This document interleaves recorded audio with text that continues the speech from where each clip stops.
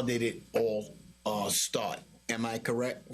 Yes. How did it all start even before September 9th, the beginning of the prisoner uprising? Okay. I got to Attica. I was transferred to Attica in January 1971 from Sing Sing, Oslink, which is known now as Oslink Correctional Facility. And when I got into Attica, I seen that this was, I mean, from the time I got off the bus, me and about 40 other people that was transferred, seen that this was the roughest place I've ever seen in my life. The only time the prison guard spoke to us was to give us a description of the institution, to tell us when you they bang on the wall once with their stick, it means go. And when they bang on the wall with their stick, it,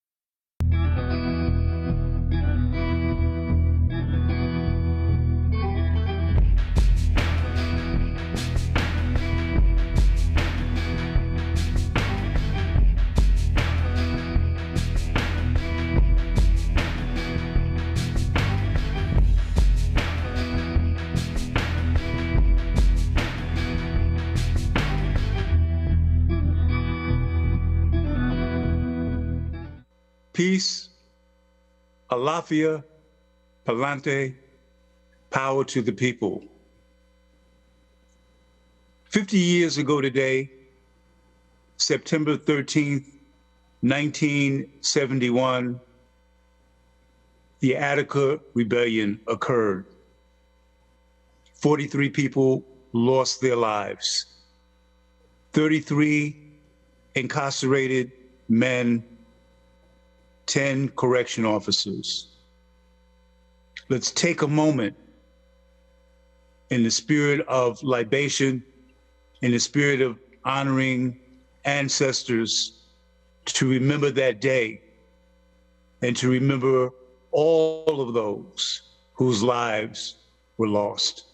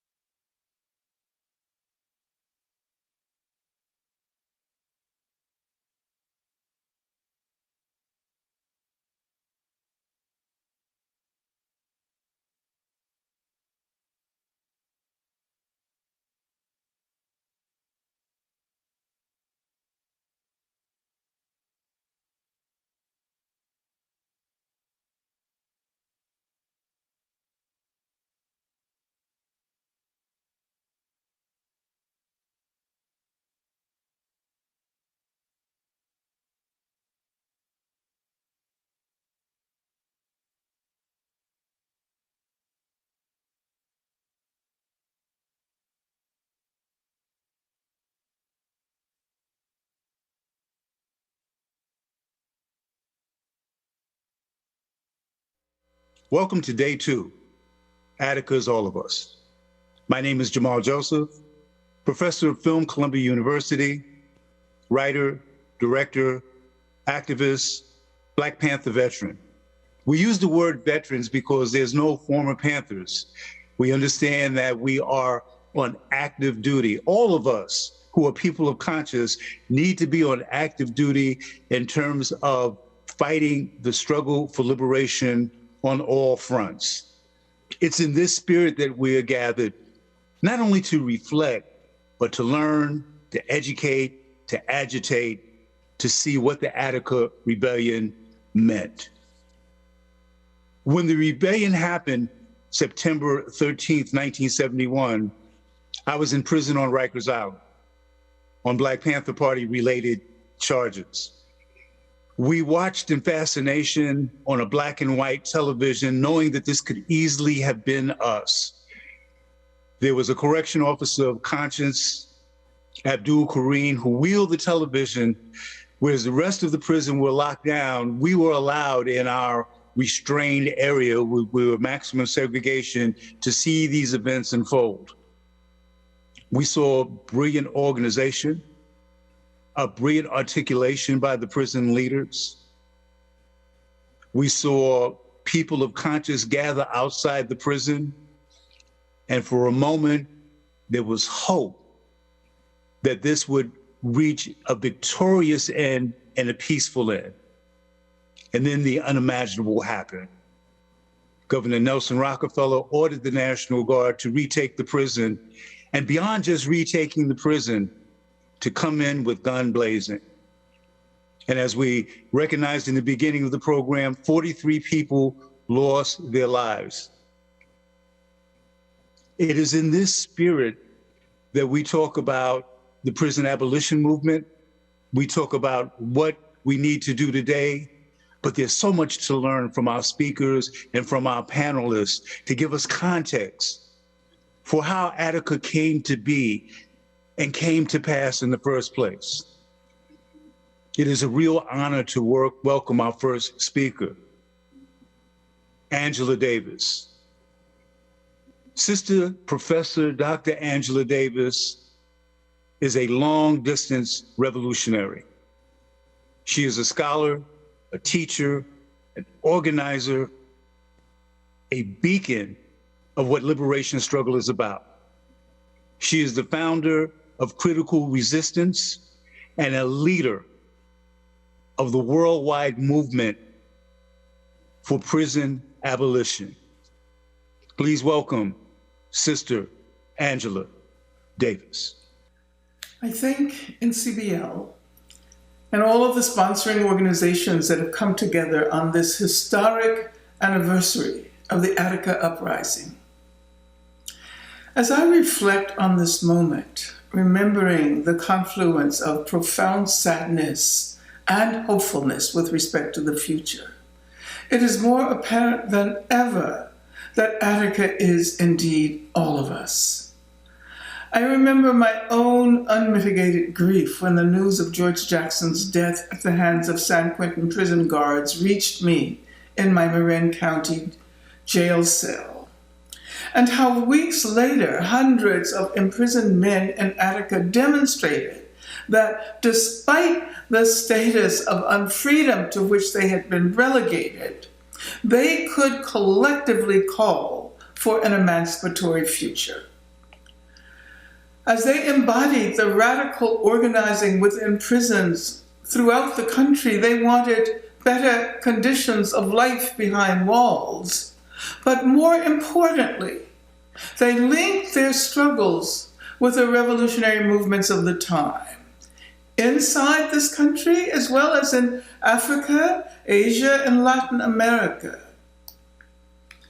Most importantly for us in the US, 50 years after the Attica Uprising, we realized how that moment enabled and foreshadowed a decades-long struggle for recognition of the US prison system and of its allied policing agencies as the most persistent and the most forceful examples of the structural racism that was made dramatically evident by the police murders of George Floyd and Breonna Taylor in the spring of last year. From the ranks of the Attica protesters echoed the very first public calls of that era for abolition. Our efforts today to abolish prisons and policing would not have evolved as they have without the catalytic impact of the Attica Uprising. Frank Big Black Smith was one of the pivotal figures in the uprising. He was the head of security for the protesters. I had the privilege of working with this phenomenal human being after his release in 1973, when he joined the National Alliance Against Racist and Political Repression and served as the point person for our work to free the Attica brothers. Parenthetically, I later discovered that Miss Major, one of the important leaders of the movements for trans rights, was deeply influenced by her encounter with Big Black when she herself was in prison. But perhaps this is not such a parenthetical observation when we consider that aside from trans struggles, so many other radical movements were ultimately enabled by the histories that Attica spawned. Big Black himself said in an interview in the documentary Ghosts of Attica, "Attica is not just an isolated prison. Attica is attitudes and behavior, crime and punishment, education. It's about communication. It's about alleviating racism as much as we can. It's about the criminal justice system. It's about how the police can do what they want to when they want to do it. Attica is all of us." Good evening to all of you, and we are so happy that you can join us tonight, because Attica is all of us. I am a family member impacted by Attica is all of us. It is my honor to introduce to you Danny Glover, whom most of you know as an actor. But Danny Glover is not only an actor, He is an activist. He is rooted out of activism. And he is also our Alliance of Families for Justice board chair. And it is my pleasure to introduce him to you, Danny Glover. Thank you so much. And I am so honored to be here as we remember the atrocious moments that occurred 50 years ago at Attica State Prison. And I think it's important to understand the larger context of that moment as well, as our sister Angela Davis so wonderfully spoke about in her comments. You know, the U.S. back then, as it continues to be, is in war not only with its own citizens, but other citizens, other people of color around the world. As we look at the larger context that happened at that particular point, the attempt to crush the Black Panther Party at that particular point in time, so the internal resistance that was happening here found its way also in other places such as Attica as well. So when we think about this particular moment and understand, as it was said, what lessons we could learn from this, we find that those lessons are many and will continue to be many as we begin to the work that necessary for complete liberation. On this 50th memory of the Attica Prison Rebellion and massacre of imprisoned Black, brown, working class men who demanded basic human decency and treatment, we are reminded that race is still a dominant predictor of being incarcerated in America. We are reminded that we must expand the public policy demands to defund and re-envision public safety and security, to include public demands for community review and reconstruction of the horrid living conditions of the millions of imprisoned across this country. Although there are official state, New York State, investigation into why the Attica Uprising had happened, and most presently to the public, why so many people have been shot, wounded, and harmed, and killed. It has later become clear that this investigation compromised from the very beginning, was compromised from the very beginning. The trauma experienced by the men in Attica and their family has never been acknowledged by the state.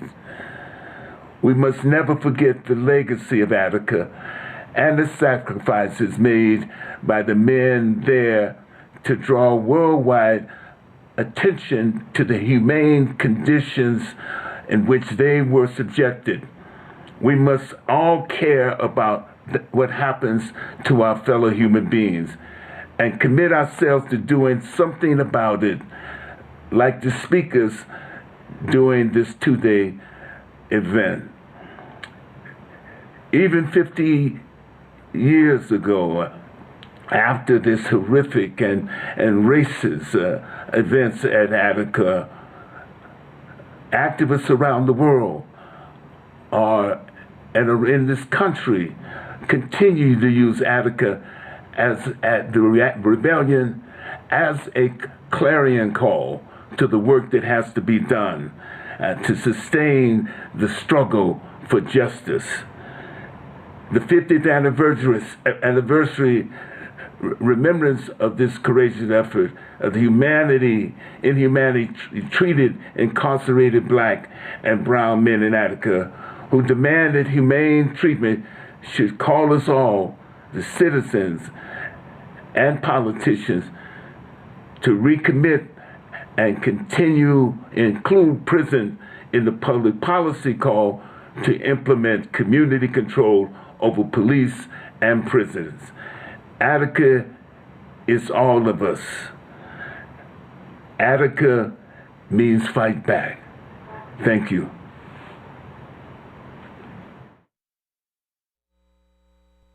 Liberation family, we're about to hear from a really important panel talking about the reality of Attica Now.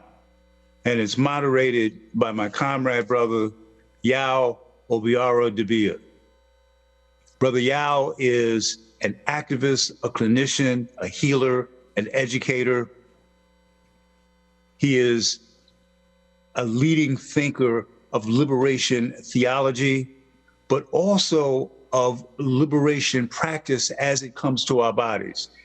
As such, he was an organizer and founder and someone who ran the clinic at Lincoln Hospital that used acupuncture to help people overcome drug addiction, to deal with withdrawal and improvement of their lifestyle and their spirit.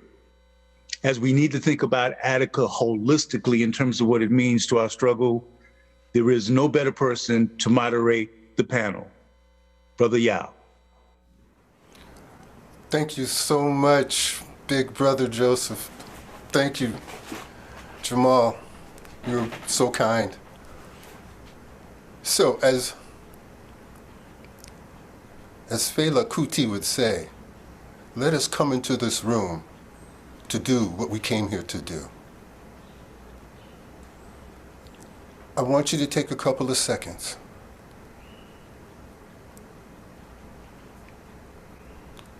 Just sit straight, as comfortably as you can.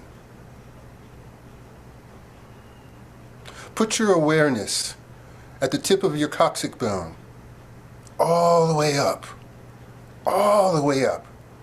to where that vertebrae connects with the skull. And as you're breathing in and breathing out, you're feeling that back. That's where our ancestors are at.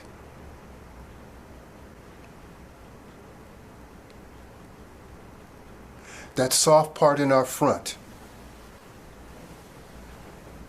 that protective part, that part that we always try to make sure is not in harm's way.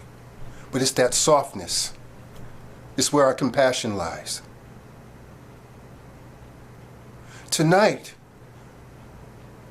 these four wonderful people are going to share. Yes, it's about Attica afterwards now.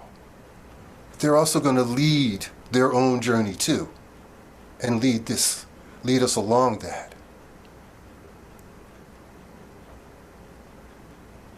So if you find yourself getting charged, which you will, we are human beings. We've experienced a lot. Just remember your breath, remember your back, and remember we're all here together. And just before we start, I want to continue, and I so appreciated seeing those names scroll. I want to acknowledge, I'm on the 4th floor, 4G, corner 207th and Broadway in Manhattan. Land previously protected by the Lenape. And there's something I want to say about that connection. Because the Lenape Nation extended all the way to South Jersey, into Pennsylvania. And then it also extended out west of New York. So Wyoming County is named from the Lenape, which means broad bottom land. And I know that those spirits are saying Attica is not what this land needed. So I just want to acknowledge that.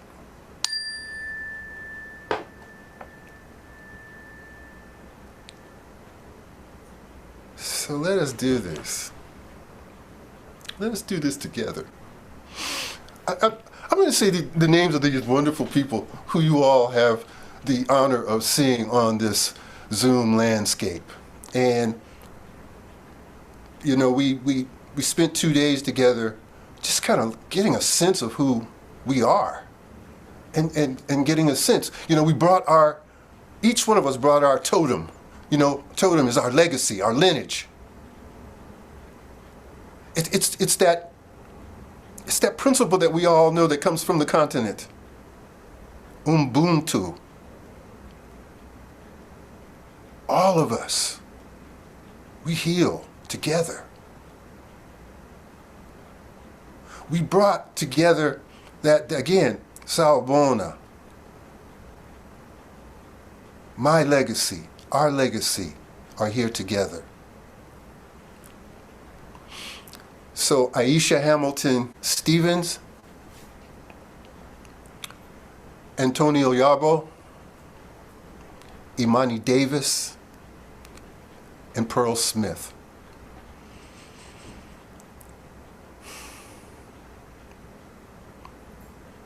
You wonderful people. Pearl Smith is Mrs. Pearl Smith is the wife of Frank Big Black Smith. Imani Davis. Imani is incredibly tuned into healing, and she does this through an organization called Omawali Project, named after her father.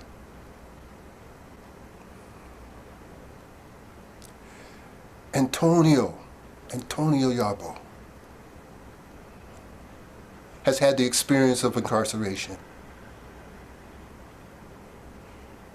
And his heart is so powerful.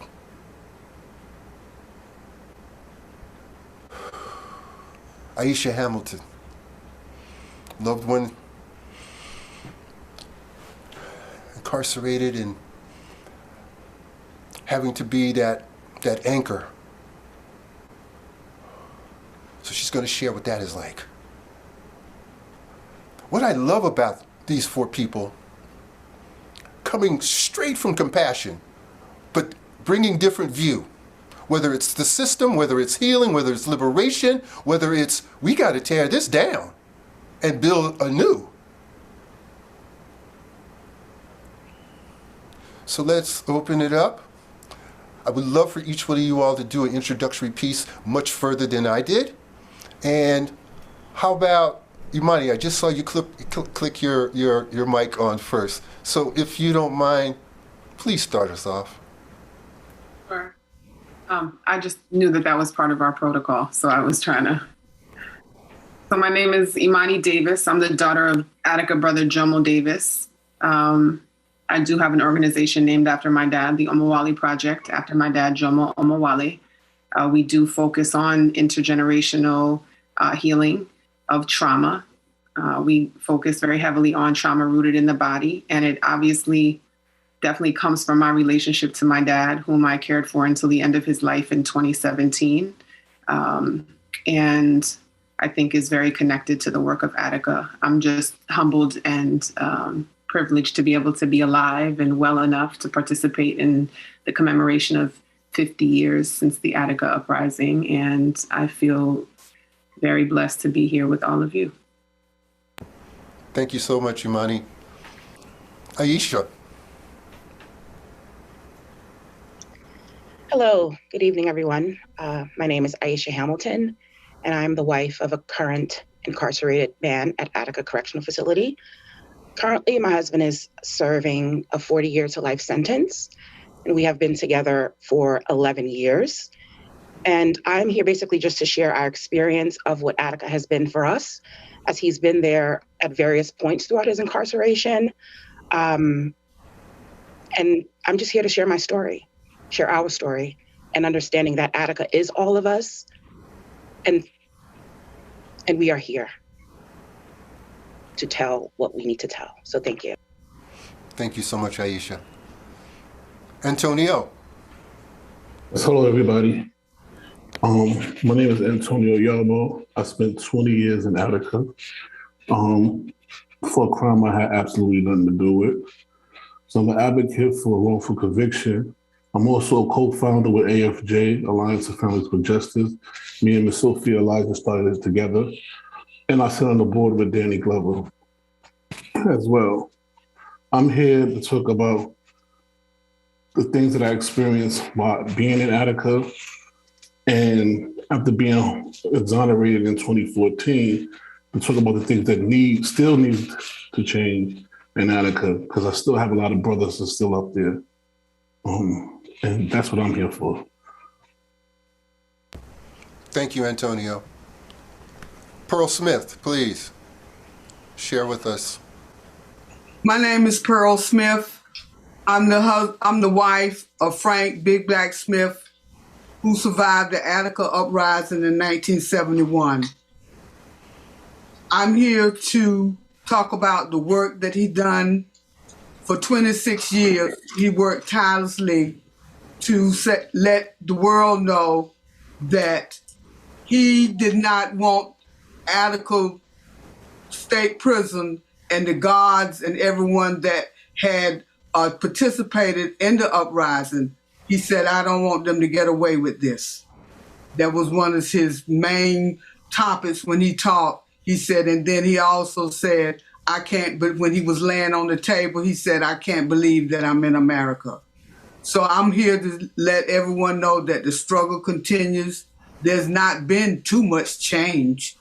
So I'm here on behalf of Frank to say his piece and my piece. Thank you so much. Thank you so much, Pearl. Hey, so how about this? Antonio, could you further dive into what's important for you to say, what's important for you to talk about, especially with your experience? But yeah, no, you go ahead on. I would just start it off like this. I've never been incarcerated on a crime.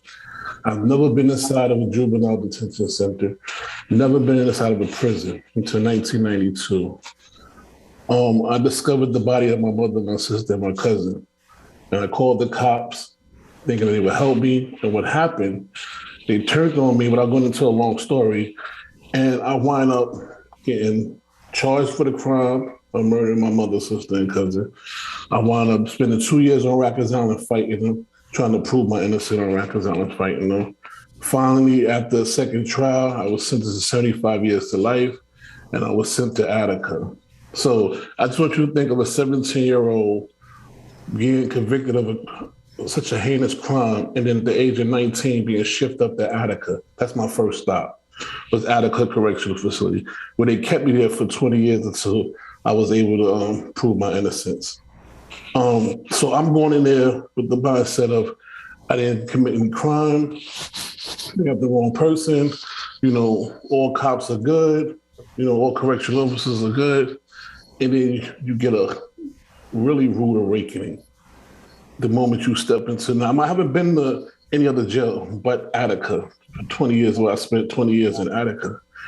And my first welcome to Attica was I was on my way to the gym after getting off of quarantine, and they had a captain with captain bars on his shirt, a white shirt, with his sleeve rolled up, with a black baby with a noose tied around his neck, hanging from his arm.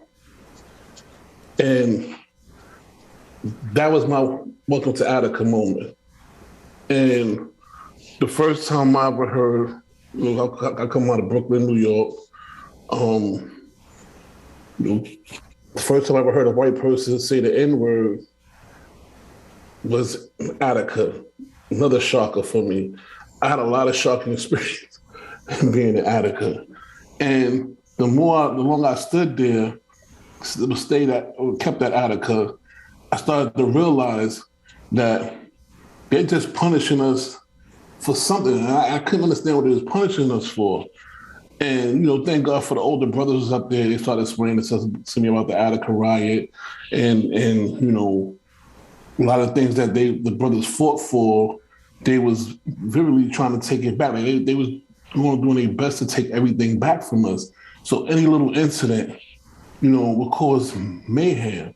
I was there when, a friend of mine who was going home and the police allow, some gang members to jump on him and kill him in the middle of the yard, right after he sent his family on the visiting floor, where he had to lay on in A-block yard forever, and you hear them joking about it. You go down to the package room and, your family done worked hard, they done saved up their money and sent you a package, and, you come back with half of your package. And if you complain, you might not come back with it at all, And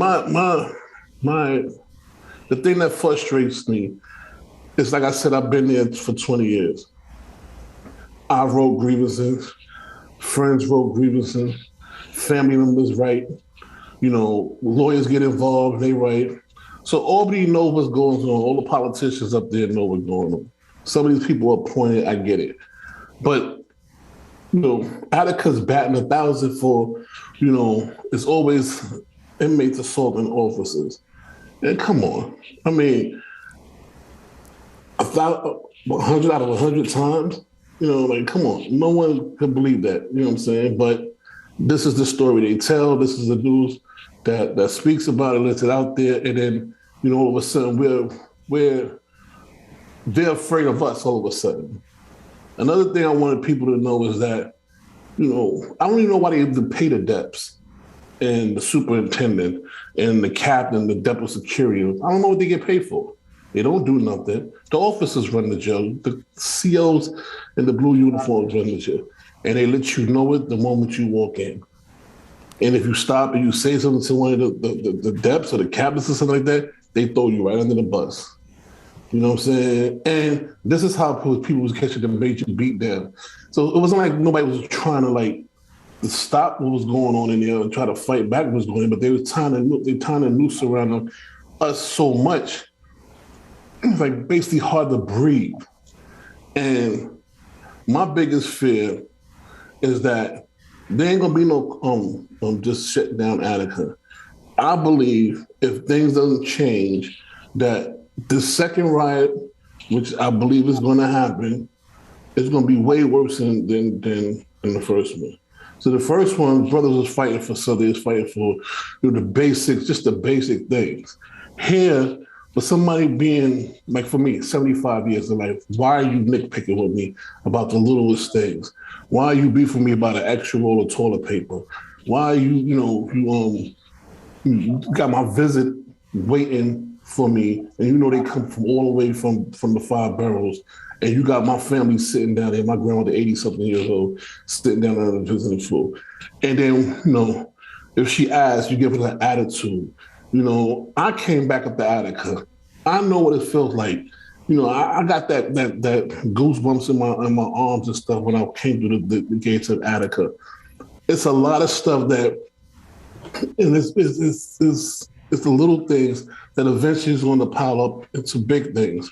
And so that's one of my fears, because I do have people I call my friends. I have brothers in there who I love, and all they want to do is just go home. Not everybody's not an angel, of course not, and all COs are not bad. But I would say 85% to 90% of the COs in there, it's like they got a chip on their shoulder, and they want to let you know that they run that spot there. Not no depths, not no depth of security, not the warden, none of them. They run that jail there. They do what they want to do, when they want to do it, and how they want to do it. And it not only affects the person that's there, it affects the family members that's there that want to see their loved ones, but can't say too much, afraid their loved ones might get beat down or killed.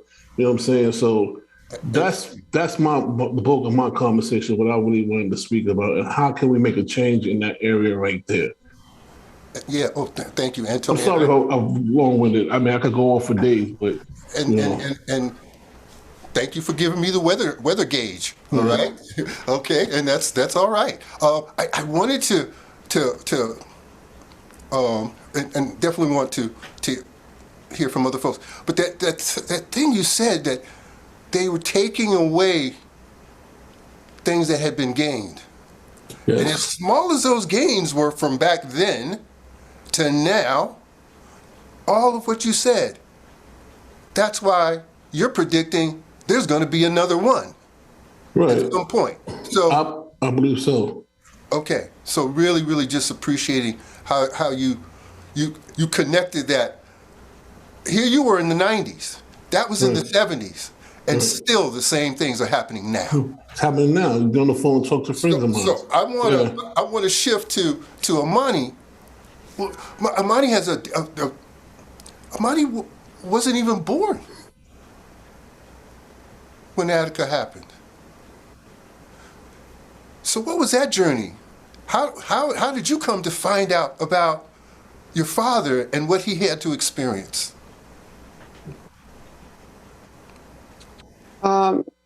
My first introduction to Attica was a very non-detailed story. I would say that as a little girl, I loved to rub what I thought was, I would call it the gravel, this very smooth, like burned part of the inner part of my father's left arm. And on visits, I would rub that, and I loved that smooth piece of skin. It would be probably 20 years later before I would understand that that was buckshot residue from the first shot that he took in Attica, the one from I believe the sniper. He then was shot 5 more times in the yard. I think it's important, and we talked about this in our preparation. My father was very careful and conscious about not overly exposing me to the trauma and to the things that were endured by him and his brothers at Attica. I think that what was highlighted for me was that oppressed people have the right and the duty to retaliate, to fight, fight the very systems that oppress them, and that people, regardless of choices that they may make, are human beings and have dignity and the right to be treated fairly and with respect. And I think that that was foundational to the philosophy of our upbringing. And I know that I always felt very proud that I felt like him and 2,100 other men were willing to come together and risk life and limb to make sure that the world understood that position. And I think that since his transition in 2017, I've been much more focused on kind of understanding the spiritual component of what happened that day, because I think that it's hard for family members to just sit with the damage, like the physical carnage piece, but to want to, and knowing that so much continues to be wrong at Attica, right? And not wanting to feel like their lives and their work was in vain. I think that I focus heavily on what I call the harmonic convergence of that day, that men who were not even politicized prior to that. I mean, my dad came into Attica from Auburn already a Panther, but for many of the men in that yard, that was an awakening of their politics and of their consciousness. And that's powerful. And so when I hear the brother Antonio talk about like how disgusting the treatment continues to be, while that harms me, I also feel this sense of pride that they stuck it to them so harshly that they will never forget what it's like when people take a stand. And I think that even though there's something scary about hearing that we may have another Attica, if that is required, then that is what will come. And I appreciate moments like this where we can look at all of it, both the harm that's being caused, but also maintain the respect for the legacy that was left.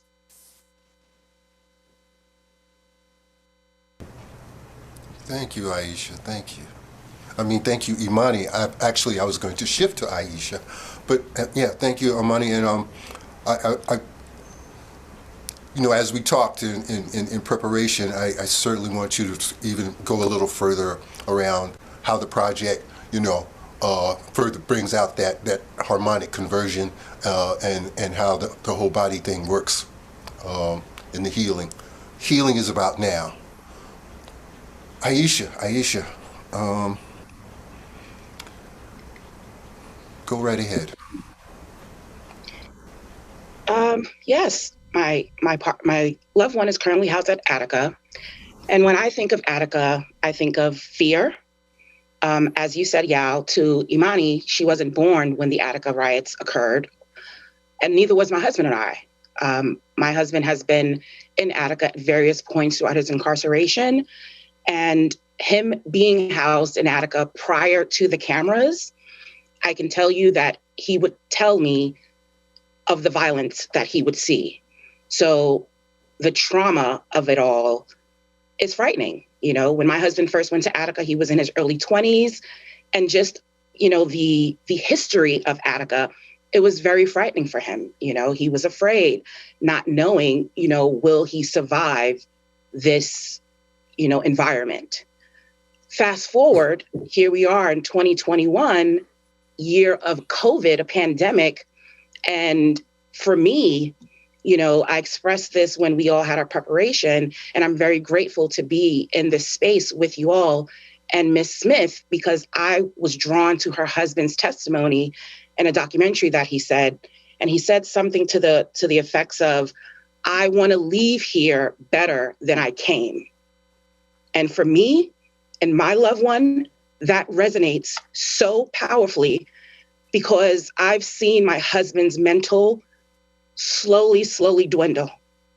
And it is very hard to be a support when you feel so hopeless, so helpless, and you just don't know what to do. And like Mr. Antonio said, Albany knows these things that are going on. So it's like, what do we do as family members? How do we support our loved ones? Specifically for me, my fight is the mental health. And I'm not talking about mental health from a stance of what is the norm of schizophrenia or, you know, clinical mental health. I'm talking about trauma, anxiety, depression. These impacted, incarcerated individuals need help. This is the words that haunt me daily that I hear my husband say. I just need help. I need help. I need to talk to someone. And for me, that's why I'm here, to share there's no help. They need people. And hey, Aisha, speak a little bit of how you have tried to advocate to get him help. And even on his own, how he has tried to advocate for his own health within docs. Well, thankfully, I am a volunteer with the Alliance for Families for Justice, and we are working on a strategy for mental health in terms of giving our loved ones literature on what it looks like to have anxiety, how it appears in your body, certain foods that you can eat. I send my husband tons of literature that will help him, you know, sustain his mental, as well as of late, doing meditation with him, you know, because that's something that was foreign to him. He's like, what's meditation? So for me to learn these tools and to be able to share them with him, and eventually he will be able to share it with his neighbors, and on and on and on, so it can become a chain effect. You know, some of these men have been incarcerated for years and years. They don't have the support. So it is up to us and organizations like AFJ to provide support and things that can help these individuals maintain their mental. Because in a COVID world, like prison with a COVID world, that's just a mental explosion, in my opinion. Thank you so much. And we're gonna give more air to that. The idea of how do we access well-being, you know, both for our loved ones and both for and equally for ourselves as we do this work. Mrs. Smith, Pearl. Yes. Well, you met Frank later on. You want to talk just a little bit about, especially when he got out. I know you shared just what you were observing, you know, what his well-being, and anything you want to say around that.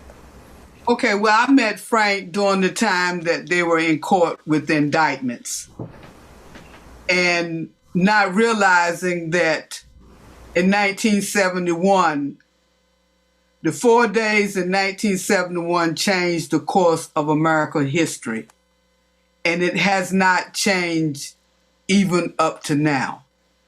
And during that time, not knowing that I would meet him one day, there was a march from Manhattan over the Brooklyn Bridge down Fulton Street. And as the march came, people just joined into the march.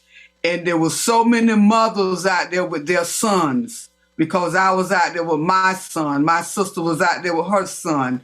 And we walked to Cornerstone Baptist Church, and that's where where we had a rally.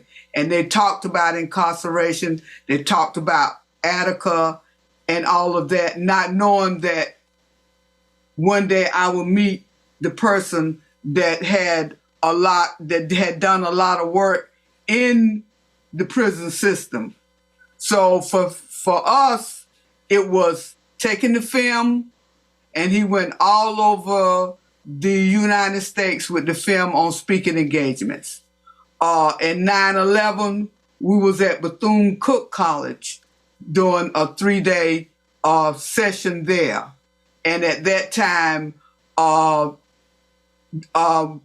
Attica Defense donated Attica records to Bethune-Cookman College for the students to use as a way to work through the law system. So for us, it was a lot of work for 26 years because he stayed at it. He did not light up at all. He always talked about, I'm not going to let them get away with this. And so he worked tirelessly. And what the best part of it is that the brothers kept their solidarity together. They stayed focused. They did work, and they pulled together, and they didn't let nothing come between them as to the fight that they had ahead of them during the time or with the indictments. And then after the indictments, they still had to go back into court for funds. And so it was a lot of work, but he worked tirelessly. And if anyone would call that law office and say they wanted to have their brief reread or any kind of way that they could find something wrong with their case where they could come out of prison, Liz Fink and Frank and the other lawyers, they worked on that. They didn't turn anybody down. They would get up. They had certain times that they would go to the prison and visit, and it would take them like a whole week. And they would go into prison and see the people that had wrote letters and needed some help, and they were there for them. And they would get up. They would leave New York, Brooklyn, 5 o'clock in the morning, and they would just visit all the upstate prisons and prisoners upstate New York. Yeah. You know, I heard you say, and I'm wondering, was it Bethune-Cookman College in Florida? Was that? Yes. Okay. I just want to highlight, I want to raise that up because, first of all, Bethune-Cookman, over 100 years old, was founded by Mary McLeod Bethune, yes, a black woman.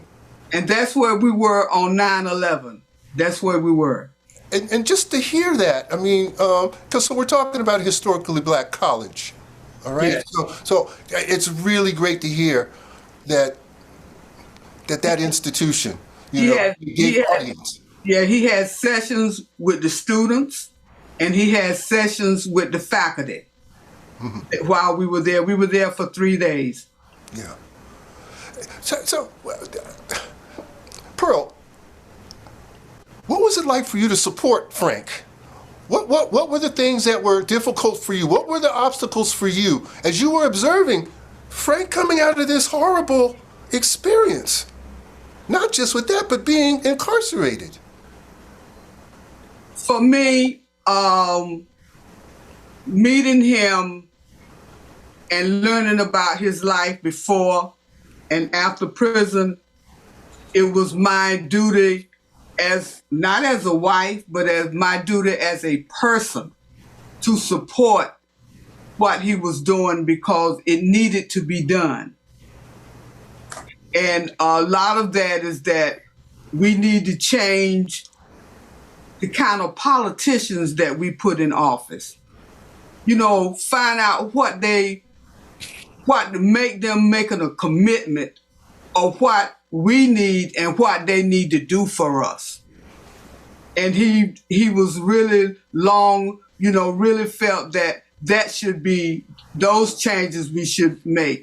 Sometimes we say, well, I'm going all Democrat, or I'm going all Republican, or I'm going all liberal. But whoever is running for an office, we need to find out and pin them down of what are they going to do, especially for the prison system.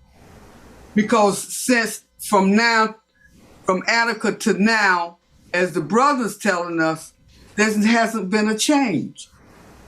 And that's heartbreaking. Yeah.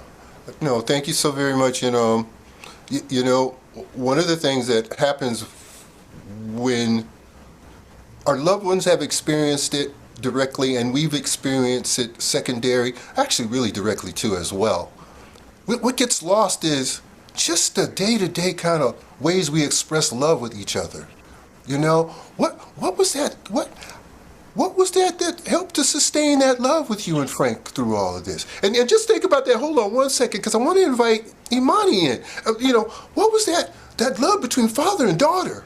What helped to sustain that, given the experiences? I believe my father was a time traveler, quite honestly. I was taught that we absolutely used to have the capacity to fly and move through time. And I believe that for 25 years of my father's incarceration, that he visited me probably every night. He knew about fevers that nobody told him about, and colds and sore throats and runny noses and me sneaking out. I think that one of the most beautiful things one of the only positive things about physical separation through incarceration is that we figure out how to love in very creative ways. And we figure out how to feel connected, and it becomes,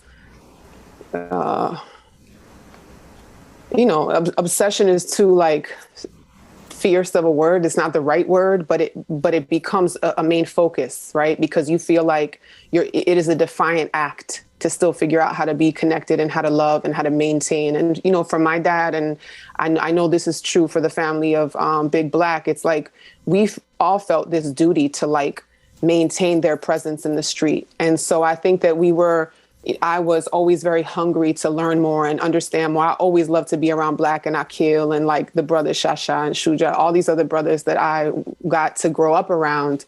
I love just literally absorbing them. I memorized their scents and their voices. And, for me, that was it. It's feeling like you can carry parts of them with you.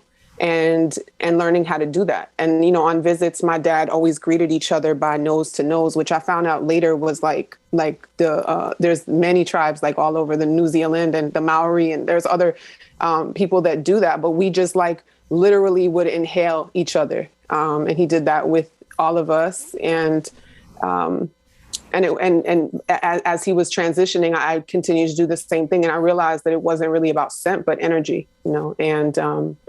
and I think that, I love to hear the sister Aisha talking about, beginning to meditate. When I heard her talk about what wasn't available, I kept thinking to myself, but you're available, you know what I'm saying? And you have me, and I have Miss Smith, you know what I'm saying? And she has Antonio, and we have Yao. So it's to me, it's as long as we physically can have the contact, as long as he's getting on that phone, as long as we're able to send things, it made me realize that it's if we waiting for them to do it, then it's that's not the work anymore.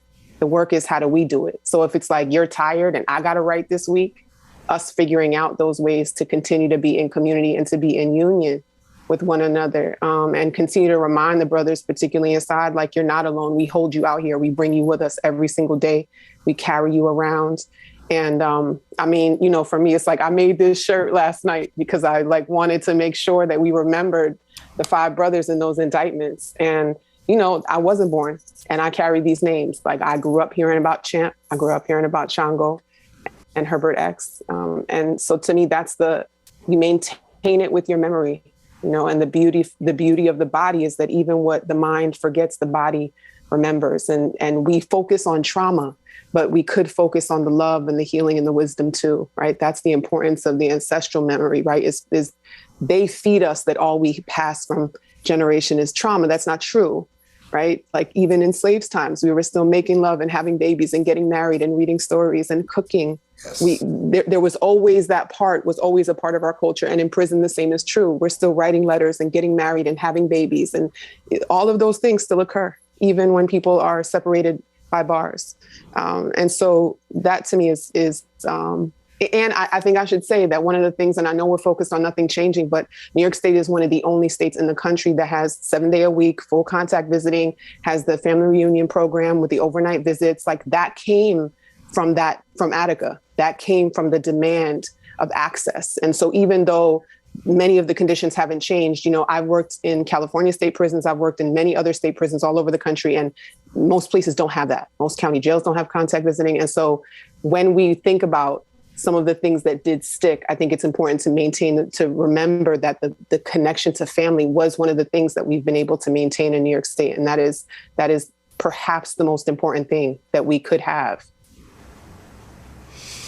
I am just beaming as you were talking. I'm just, oh gosh. And just connecting to what you said and what Pearl said. We will figure this out. Life goes on and we will figure this out. And the fact that you rose the indigenous way of greeting, nose to skin to cheek, or to the other person's nose, and you just go, that's that attachment that is so primordial, that is so soul-fulfilling, you never forget it. And when it's done with children, you talk about, yes, so thank you so much for invoking that, and all the We just knew the officers had no idea what we were doing. As kids, we were just like, we're into this because they keep looking at us like, what's happening, right? For us, it was like, yeah. Technically, we're not embracing. He's not having us on his lap. He's not, so for us, it was like, we're touching and you don't even know what's happening. Exactly. Thank you so much. Thank you. So yeah. And Tony, I want to swing back around to you, and then want to hear a little bit more too from Aisha. So, how did you sustain and build on the love for yourself when you got out? Jesus, one word, Jesus. I take him everywhere I go. And all the things that my mother taught me. I was raised by a single parent, and she was one of the strongest Black, beautiful person I ever met in my whole entire life. She's my best friend, still my rock, and I still talk to her to this very day. And she used to tell us there would be no victims in my house, And so she, my mom's and holding on to my Lord and Savior Jesus Christ is what really got me through and what sustains me to this very day. There's not really much to it. I believe in him with all my heart and the peace of my liver. I'm saved, sanctified, and filled with the Holy Spirit. And I was brought up with good values, despite my mother's struggles, her own struggles. Like she used to tell me her struggles are not mine. And, that belief that, you can do anything if you just put your mind to it. You know what I'm saying? Like she said, lazy people don't accomplish anything, that you have to get up and you have to put the work in. And it's the same thing with my faith. Faith without works is dead. So you got to do what you got to do. My motto is just put one foot in front of the other and let the rest figure it out. Can't stay in that one spot. And, I try to convey that to a lot of my brothers who are up in Attica, up in Auburn, up in, Sing Sing and Otisville. Because I go visit these places on a regular, and I just tell them, listen, if you put God first, I promise you, I can promise you with all my heart and the peace of my liver, it'll work itself out, And that's, I rode that wave, And I one time thought that Attica was where I was going to die at, because not because officers was trying to do anything to me. It's just that, like, 75 years of life was like, who gets 75 years to life? You know what I'm saying? So just that number alone and being in there, and I'm glad my mother was a strong Black mom. I'm glad she was tough on us. I'm glad she, that it's because of her, I believe, that I was able to navigate a lot of the sharks, that in the water in Attica, and like I said, to this very day, sustain it. The help of my Lord and Savior Jesus Christ. Yeah. Okay, thank you, Antonio. Aisha, what are you thinking as you hear folk give their share around how do you sustain this love? How do you keep your own self as well? Well, yes. I mean, I was definitely moved by everything Miss Imani said in terms of, maintaining that love with someone that is incarcerated, and very reminiscent of kind of the embrace that she would give her dad is something that my husband and I do. I mean, unfortunately, we can't do it now because of COVID. You still are not able to touch your loved one. But my husband and I, we put forehead to forehead before we give each other a kiss. And that's just our way of just greeting each other. And that's just our thing. So I appreciated her sharing what her and her family did, because that just lets me know that, okay, we're not weird. It's every family has their thing. I just think about Mr. Antonio saying that, he thought he would perish in prison. And that's something that I, kind of keep my husband's mind off of, considering the amount of time that he has, and knowing that anything is possible. We had a reversal in 2015. So I'm very clear that God is always working and anything can happen at any given time. So I don't look at my husband's numbers as our life. I look at it as this is just what it is for right now. In terms of how we maintain our love, honestly, just communication, that is the major thing that from the very beginning, my loved one and I were conscious about: honest, open, loving communication. It's not always loving. We have our moments, as any couple would, but just like Imani said, we're still, married, people are having families. We thankfully will hopefully have a trailer soon, or a family reunion program, which is the overnight visit. So we are trying to maintain a life together, but it is not always easy. And especially now in this pandemic, it's just made things a lot harder. So I'm very grateful for the organization Alliance for Families for Justice, because they have given me this push to just feel so empowered to be here, to be a stand for my loved one. I never envisioned myself doing anything like this. So I'm just very grateful to be in the presence of just greatness. And like you said, Yao, I'm remembering my back, because I feel those ancestors, they're on me, and I'm trying to maintain my vulnerability. But as we all know, or as people know, I'm vulnerable. So I apologize for being, in this space, but I'm just very grateful to be here and just to share our story. Thank you, Aisha. And don't forget what Imani told us in our last meeting together. Don't bring no apologies up in here. Yes, Don't you bring no apologies up in here. Bring who you are, and thank you so very much. Thank you. Hey, listen, Pearl, did you want to comment anything, or just around, the sustaining love? And then I want you to lead off with this next kind of role of the discussion. Okay, the love is the need. What your spouse need and what you need, and you have to combine those needs together to make it work.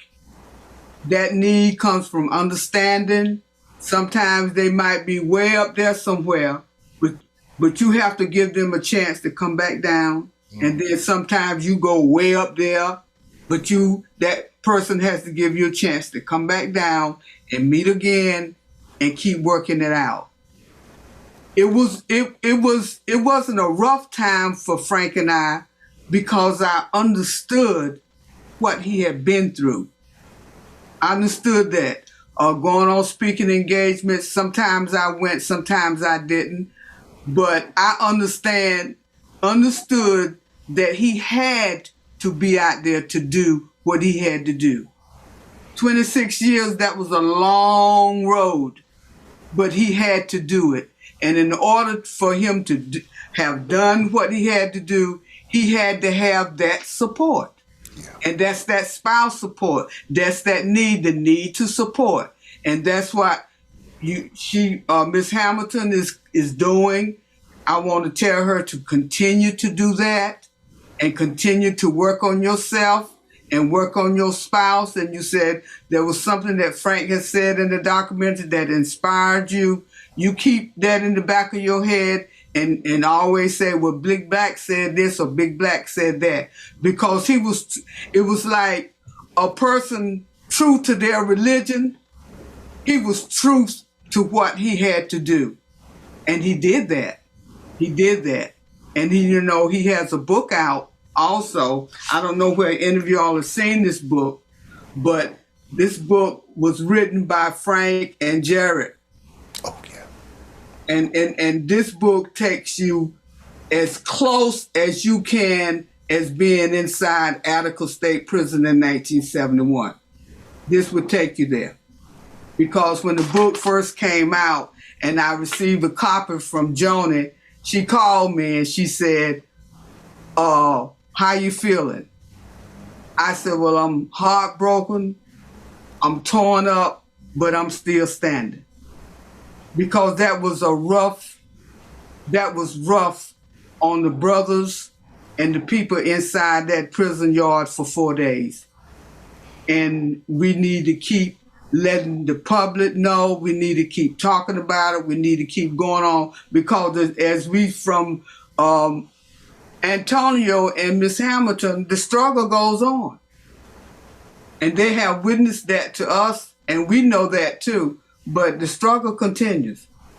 Absolutely. Absolutely. The struggle continues. Just to take a breath, couple seconds. Actually, I'm emphasizing me on this one because,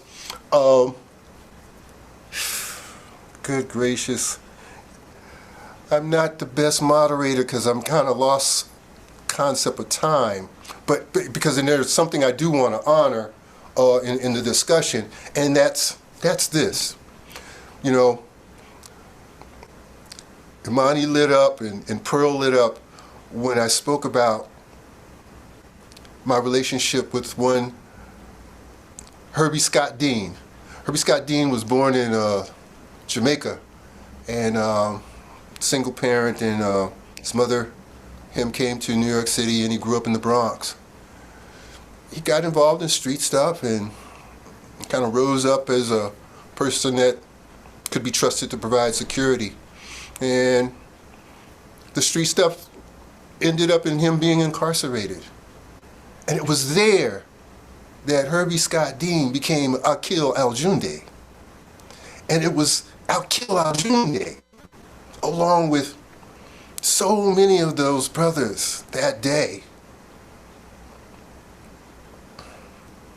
that did what they had to do. So I want to bring, about 1977, I'm part of African People's Socialist Party, and you'll love this one, Amani. The Chairman Joseph Waller, changed his name to Omowale Yashiti. Okay, so Chairman Omowale saw the wisdom of having an African National Prison Organization. So we had our first conference in Louisville, Kentucky. I get down there, I'm a young social worker, I'm like, yeah, I'm doing this prison work. And I worked with Southern Prisons on Southern Coalition on Prisons and Jails, and the Florida Clearinghouse for Criminal Justice, and and I get these 3 roommates, and one was Akil Ajundi. And I got to know him, one, because he was like, yo, this bed is for myself, so you're gonna have to make your own little. So I was like, oh yeah, okay, I'm the young blood up in here, and you got the bed for yourself, brother. But the love of community, the love of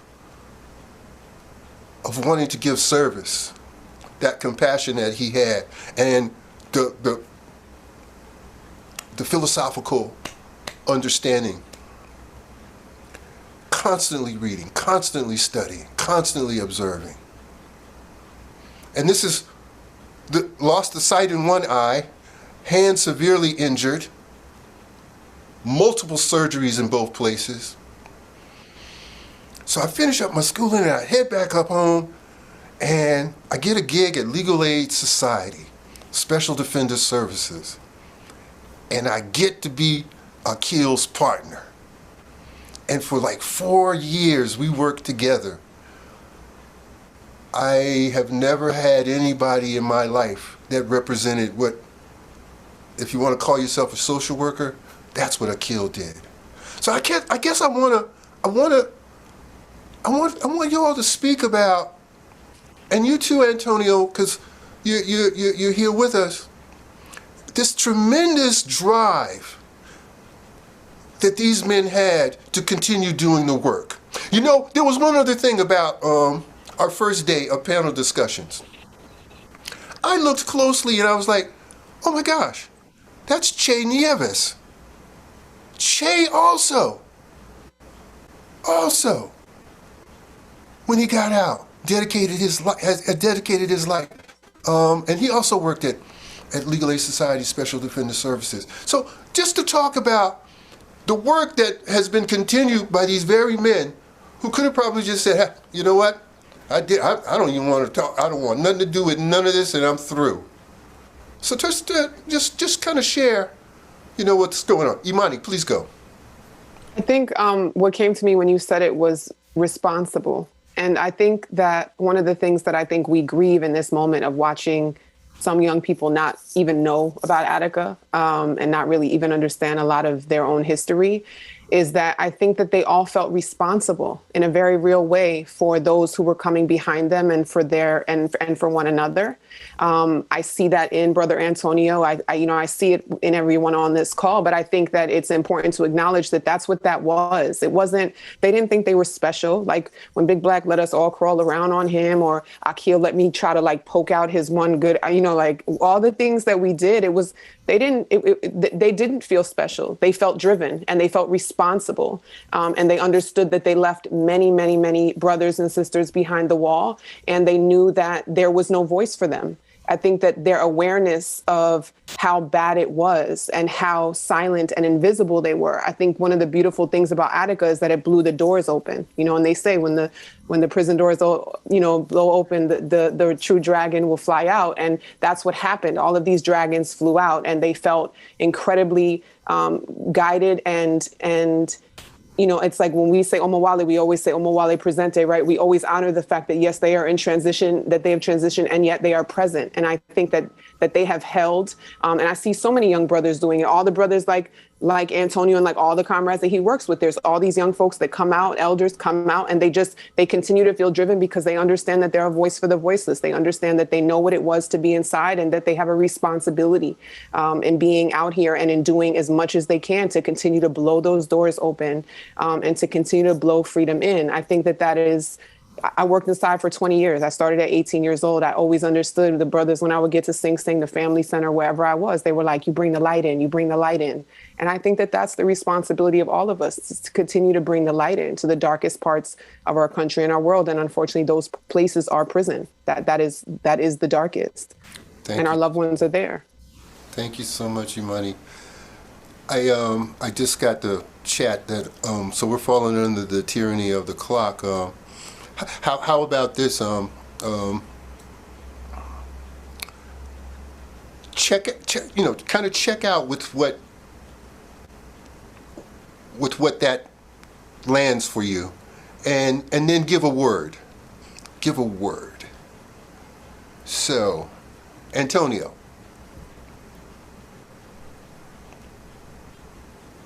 Sorry, you lost me for a moment. Oh, so yeah. A checkout or what? Well, no, I'm just concerned that I just got the notice that we have just a couple of minutes left, and just as Imani shared, she summed it all up in a nutshell. It's that it's not an obligation. You feel like you're obligated to do anything. It's just when you suffer that sense of hopelessness and that sense of no one cares, that sense of that, no matter what you try to do, they're always going to be right. When I got my turn to get out, it was like I said I have to pay it forward. I have to go up there. I have to speak up for these brothers. I'm so grateful to Miss Sophia Elijah, who, she's one of the first person that talks about starting this organization and, Alliance of Families for Justice. And I'm just ecstatic that I could still be on the front line, or at least not on the front line, at least still have my voice speak for those who cannot speak up for themselves. And so she said it. There's nothing else more to be said. I think she summed it all up in a nutshell for me. She did. Yeah, because that's exactly how I feel. Thank you, Antonio. Pearl. Well, I still look at it as the driven part was because they lost a lot of their brothers in the yard. And the driven part was they knew that there was work to be done. And they knew if they didn't, they had to step up and do the work. Thank you. They had to step up and do the work. And one thing Frank would always say, I think I said it the other day, after each speaking engagement or after speaking with students, he would say, wake up, America. Yes. Nothing come to a sleeper but a dream. And that just stays in my heart as I think about all of what he went to, even when he was ill and was passing away, it still stuck with me. All the work that he had done, Brother Akil was the greatest. Brother Akil worked tireless also, and they worked together, and they sat down and they strategized what they were going to do, how they were going to do it, and they would come back to each other and they would sit down and they talked and decided what was going to be done. And so I say my hat goes off to all the brothers for their solidarity that they had among themselves. Thank you, Ms. Pearl. Aisha. Yes, I'm in agreement with everything everyone has said, and I definitely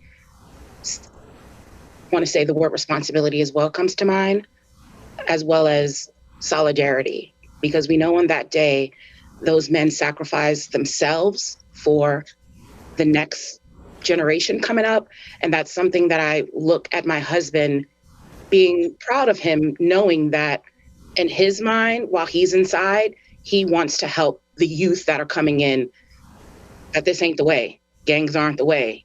We're here. Let's change our mindset and start businesses and things like that and worry about your loved ones. So I'm just so grateful to be here. And I thank you. Just thank you. Oh my gosh. Listen, we could keep on going, and we are going to keep on going, but we got to honor the next panel coming up. But I know you for the rest of my life. So I'm going to be in contact with you. Okay? But on the other hand, thank you so much. Thank you so much for the way you opened up, the way you came linked together. It's so appreciative. And the being able to be with you all in commemorating these 4 days that ended 50 years ago today, it's been an honor. So I thank you very much.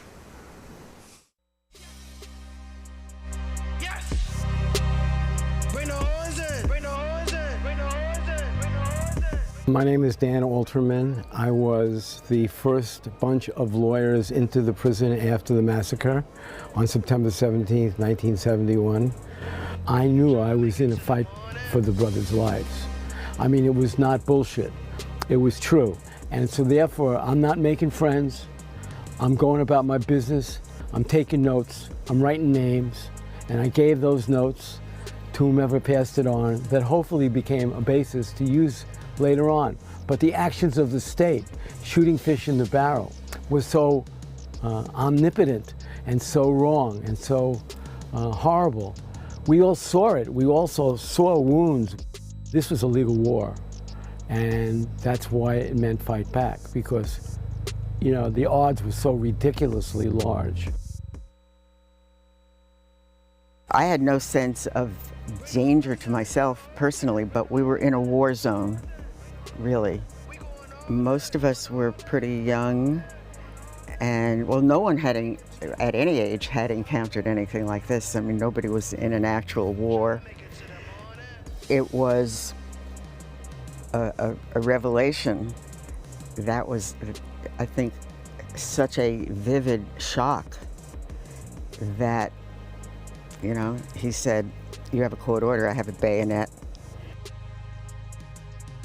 We, when I say we, I'm really speaking for myself, but I think everybody did have the same reaction, that we believed in the power of a piece of paper and then saw that it was kind of worthless.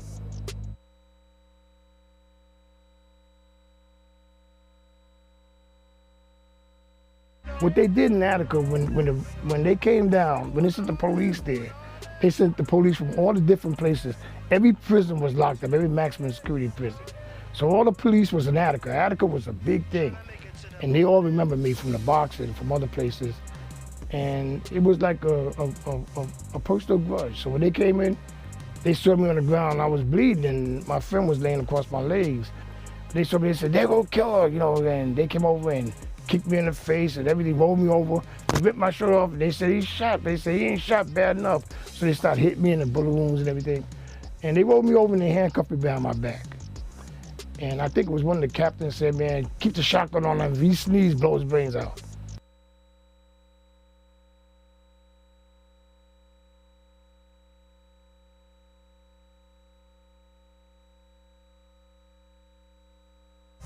You just can't take an individual and put them away and say, you know what, you have 20 years, you have 10 years, and you know what, forget about it. I understand what it is to be taken from your mother at 11 years old and be incarcerated. I understand what it is to be framed for a crime at 13 years old and you didn't do it.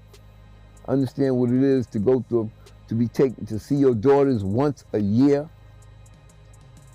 When I was 21, 22 years old, 23 years old in Attica and Dannemora. So I understand the prison system, and that's why I fight for prison rights. A lot of things was happening during that time of the information we seen what was happening on the outside world. Hell no, we won't go referring to Vietnam. Say it loud, I'm black and I'm proud. That sense of racial integrity and upbringing. These things was happening, and it was contrary that the attitude that was happening in Attica. I gravitated to people that wanted to do change, that said, you know, this shouldn't exist the way it is. And geez, 2 years earlier, 3 years earlier, I was sentenced to 25 years to my natural life after being convicted of a trial of murder, which I felt was unfair. So there was a lot of rebellion, a lot of hostility within me itself, you know. And that was all part and parcel of what Attica was. Our next panel is moderated by Sister Heather Ann Thompson. She is a professor, scholar, historian, activist, an acclaimed author who was won the Bancroft Prize, the Pulitzer Prize for her book, Blood in the Water, the Attica Uprising of 1971. This is an amazing panel that will help give us context of the struggle in prison the struggle to reimagine, to reform, to revolutionize, to abolish. We hear those perspectives from people who are on the front lines to give us context, meaning, and food for thought as to what must be done now.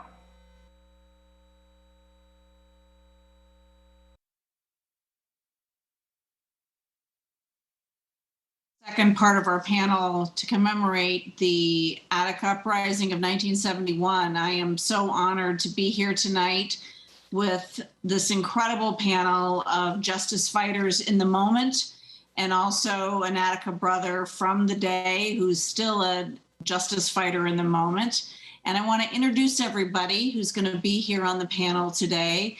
And also someone who's going to join us, who's actually going to start us off on the panel tonight via a taped message from the inside.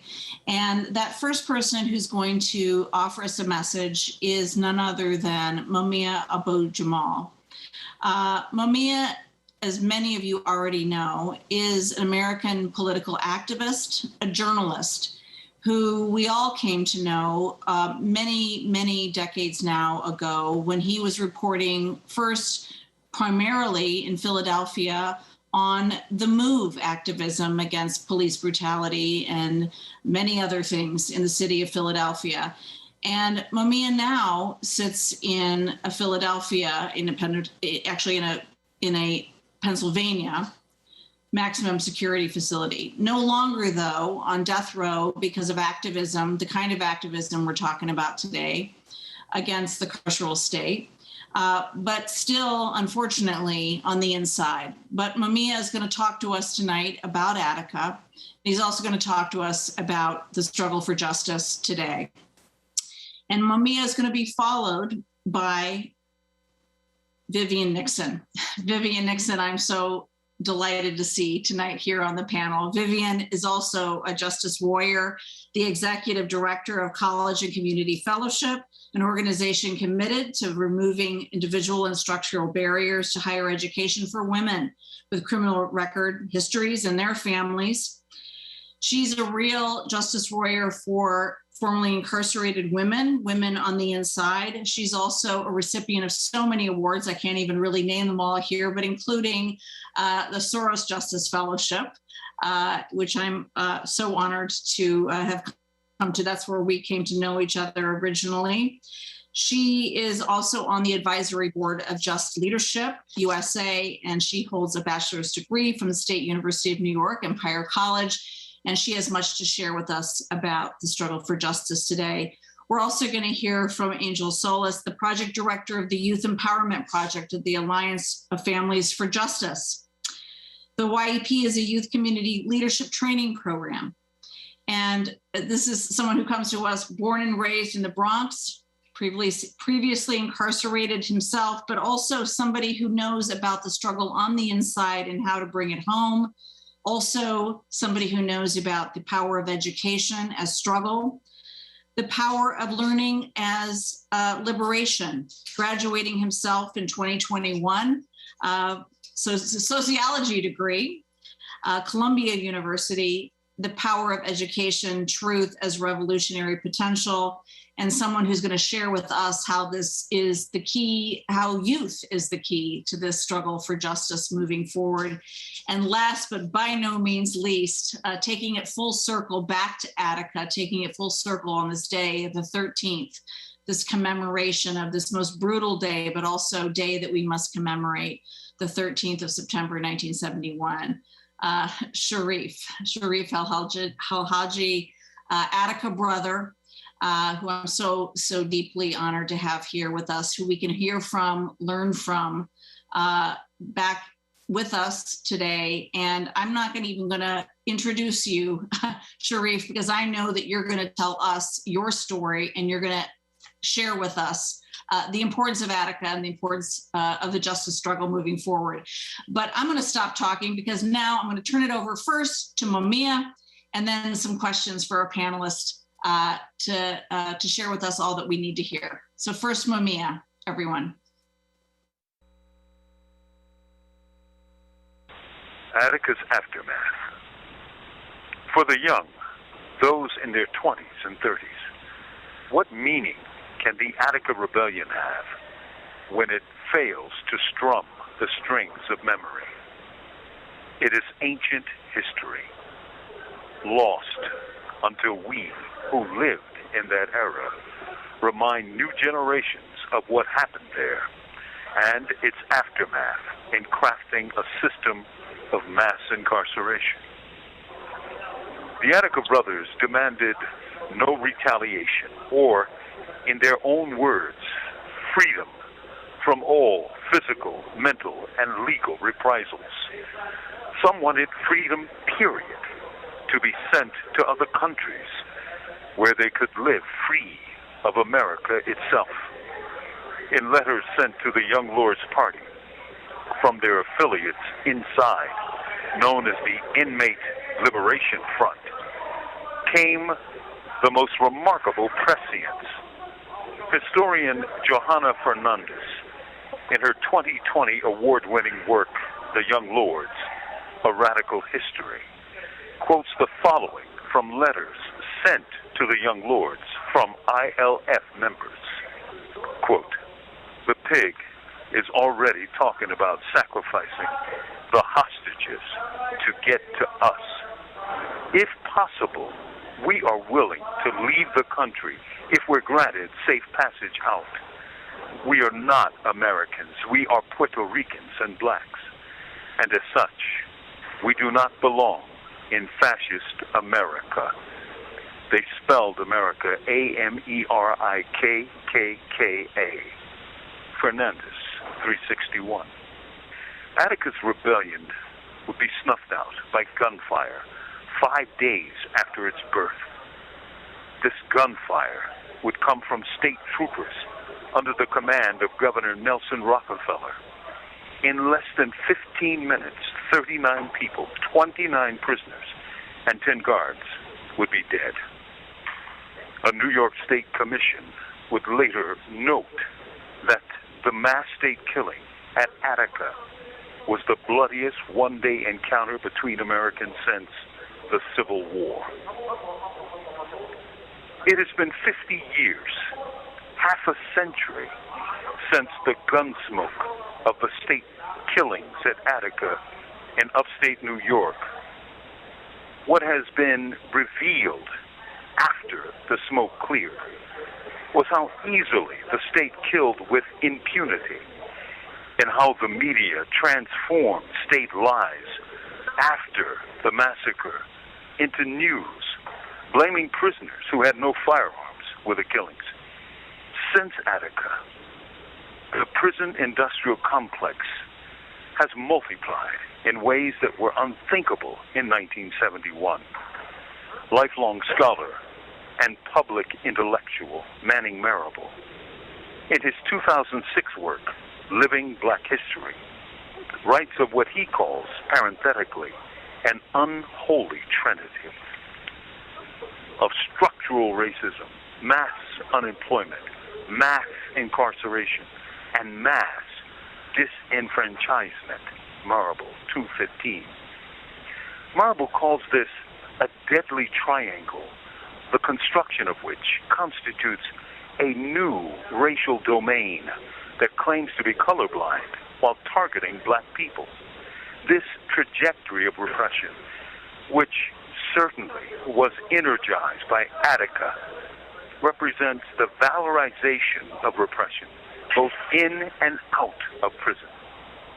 Marable writes, "The mass unemployment of the minority labor force has relegated vast populations into the informal and underground economies. The growth of informal, underground, and sometimes illegal economies has coincided with an unprecedented reliance on the criminal justice system, specifically penal institutions, to oppress, warehouse, and dehumanize racial minorities who have become unnecessary as producers in the formal labor market.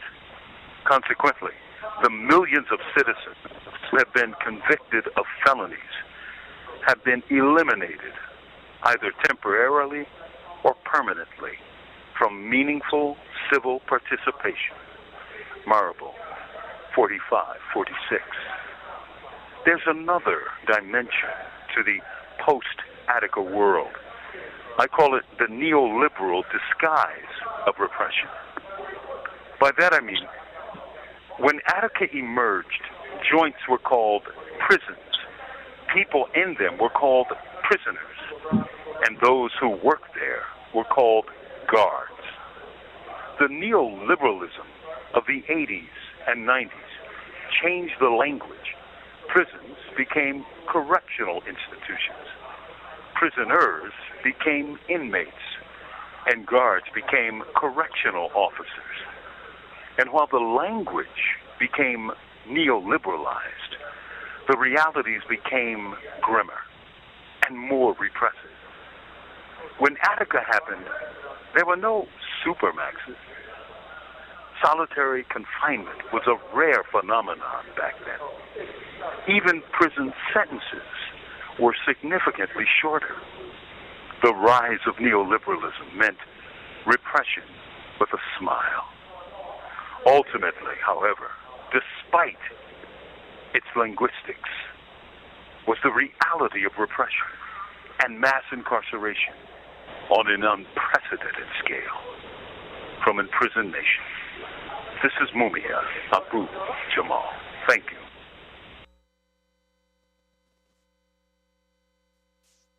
So grateful to have the voices of Mumia and hope that we can welcome him home at some point in the near future.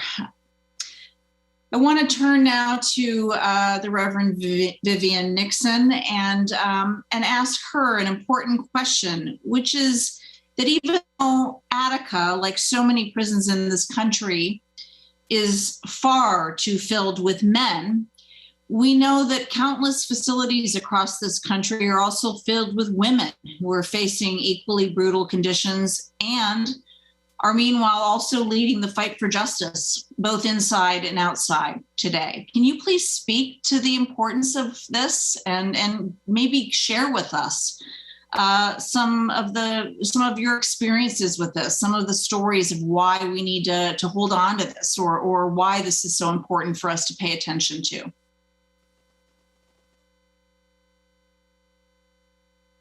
Can you unmute Vivian, please? Thank you.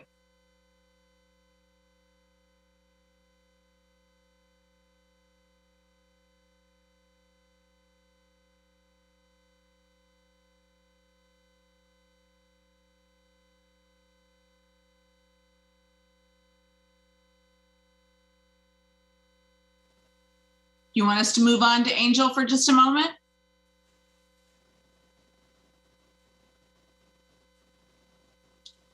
I'll tell you what, let's move on to Angel with a question and then we'll come back to you. Angel, let me pivot to you with a question if that's okay, because we have an important question for you as well.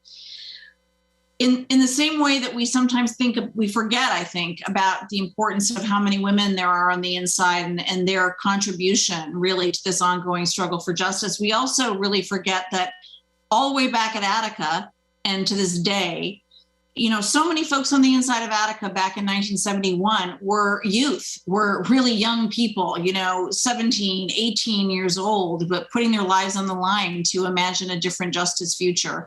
Same thing is true today. This is what you talk about all the time. Can you tell us about the centrality of youth to both how we're going to change things, reimagine things today, but also, you know, what you see on the ground? Well, I think that the youth are important in every struggle, period, but they're uniquely and particularly impacted by this system of injustice because if you're young and you're Black or brown, you're more likely to be arrested, more likely to be sent to a correctional facility, and more likely to be killed by a police officer. In America, I mean, if you're a person of color, you're more likely to experience every negative eventuality in existence at a significantly higher rate.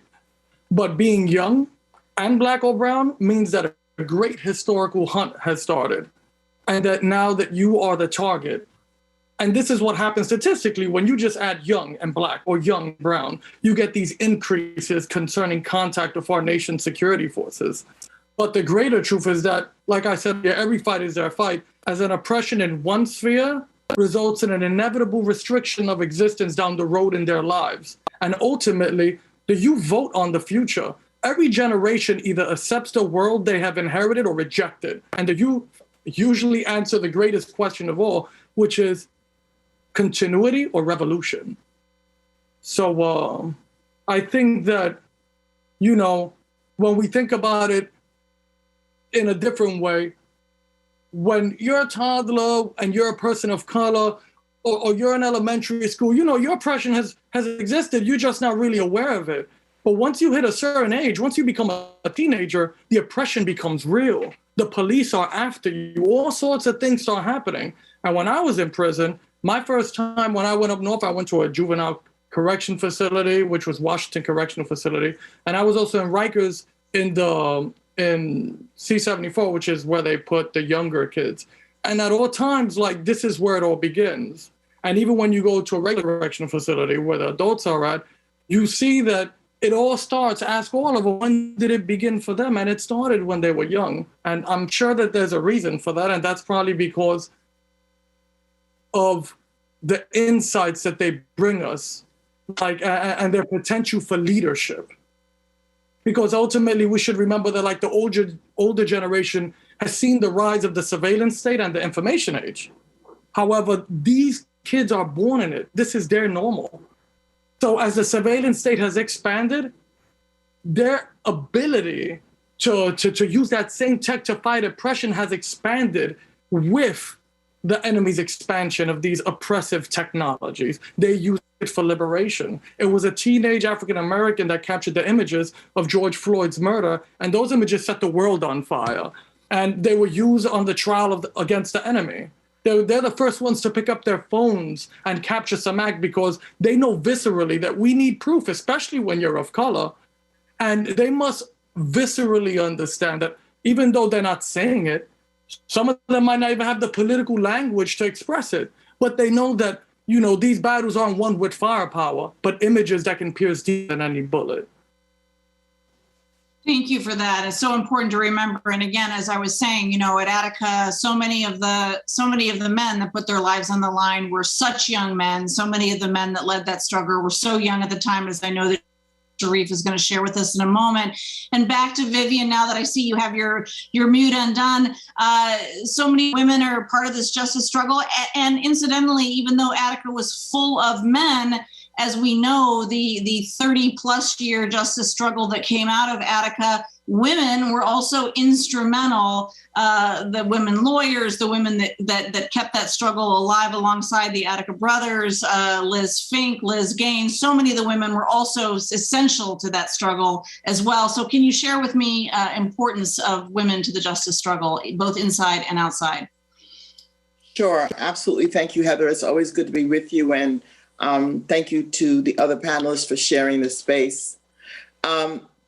You know, women have always been a part of whatever we have done from the perspective of justice to heal our communities. And in particular, in the American story, African-American women have kind of been the holders of the trauma of generations and generations of men who were, of course, targeted by a racist, oppressive system because they pose a threat to the ongoing emergence of white supremacist dominance that has become the model that we're living under.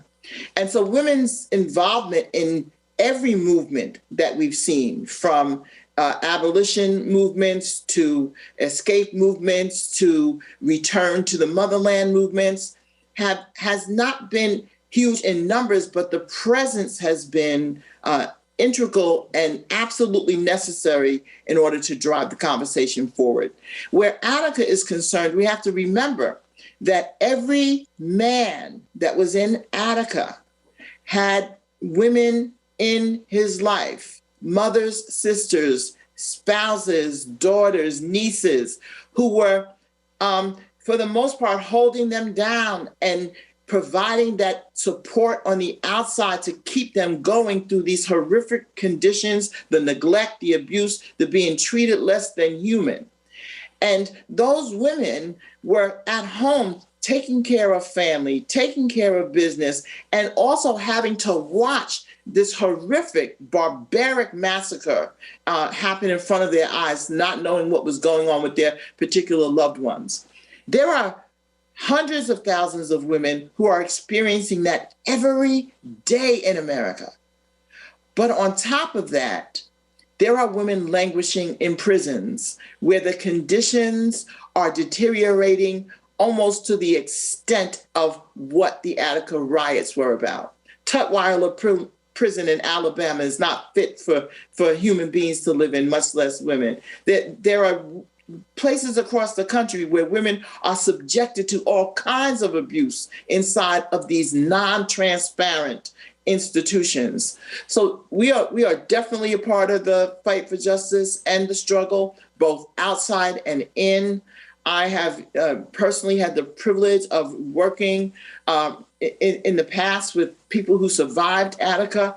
And it's really, this is how insidious the American system of mass punishment is, and the stories of white supremacy, they stick with you when you're a child. I remember being a child in the 1970s, a teenager, 14 or 15 years old, and there was this big fat guy. It was my father's really good friend. He used to sit around the kitchen table and talk about being at the Attica riots and the fearing for his life in such a way that he literally grabbed a cooked turkey. He was working in the mess hall, hid under a table for days, and survived off of that turkey he was able to commandeer. Hearing a story like that when you're young, you know that your life is constantly under threat. And you know, I try to connect social issues to one another.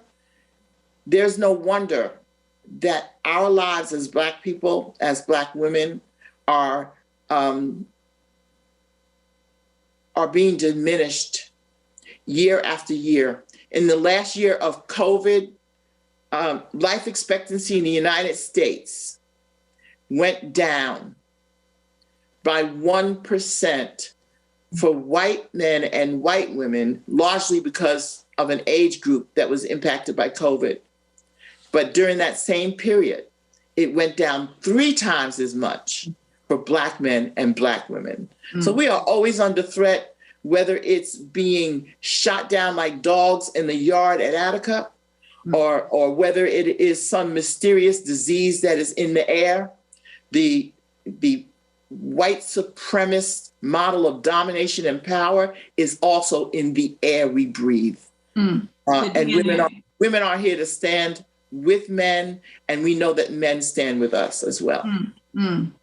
Thank you, Vivian. Thank you. And Sharif, to that point, to that story, can you share with us, as one of those men there on the 13th, can you share with us what, from your vantage point, having been there then, but also standing here now and knowing how that struggle 50 years ago today also so animates justice struggles today? Could you share with us something that you feel is what is something that you feel is maybe different but also the same, or what is some of the connective tissue the way you're seeing it? First, let me thank you for being here and being a part of this memorial. Actually, first I'd like to introduce myself as Brother Haji Sharif. And a year ago, myself doing the 49th memorial, I said that we needed an identity. We was just each year doing the memorials around the city. And the idea came to me that we needed an identity. So myself with a few other brothers, we created the Attica Improvement Memorial Project, AIM, as we call it, to help memorialize the struggle that the brothers put up in Attica 50 years ago, a day that I didn't think that I would be here. And from that idea, today we have these 2 days of remembrance and memorializing the brothers that put their lives on the line for what I would say, the human rights struggle behind the walls, that produce, I think, things like the Black Lives Matter, things that all lives matter, and that doesn't matter who or what color, what language you speak. And also to say to the audience that one of the greatest tragedies that we're living through today is to see young children incarcerated at the age of 11, 12, 13 years old. Myself, I can speak to that narrative because of the fact that my first encounter with incarceration was at 11 years old. And what they refer to today, or most people don't know about, what's called the old youth house at Spofford. Here we are today, we're still speaking about prison life in America. Prison life in America just does not start when you become an adult. It's a narrative that's created, sometimes, to sadly say, within our school system, because it's the old time they used to have what they call the 600 school. Now it's called maybe District 75 schools or whatever it is, different names. But here we have children growing up in schools. The biggest change, the biggest factor, the biggest tragedy is to see our young children and to see our women folk incarcerated. Mm-hmm. At one time within the system was called rehabilitation, and now it's called incarceration. That incarceration seems to me has become what I call the new plantation. It's become the mass incarceration system that now you see big companies striving to create prisons within their communities for slave labor, minor sources. That was some of the battles that was put up in Attica because of what we went through, the inhuman rights, the abuse of human rights, and not seeing us as human beings. And that one of the biggest things that narrative needs to change. That because you are incarcerated doesn't make you convicted, or doesn't make you illegally convicted, or doesn't make you committed a crime.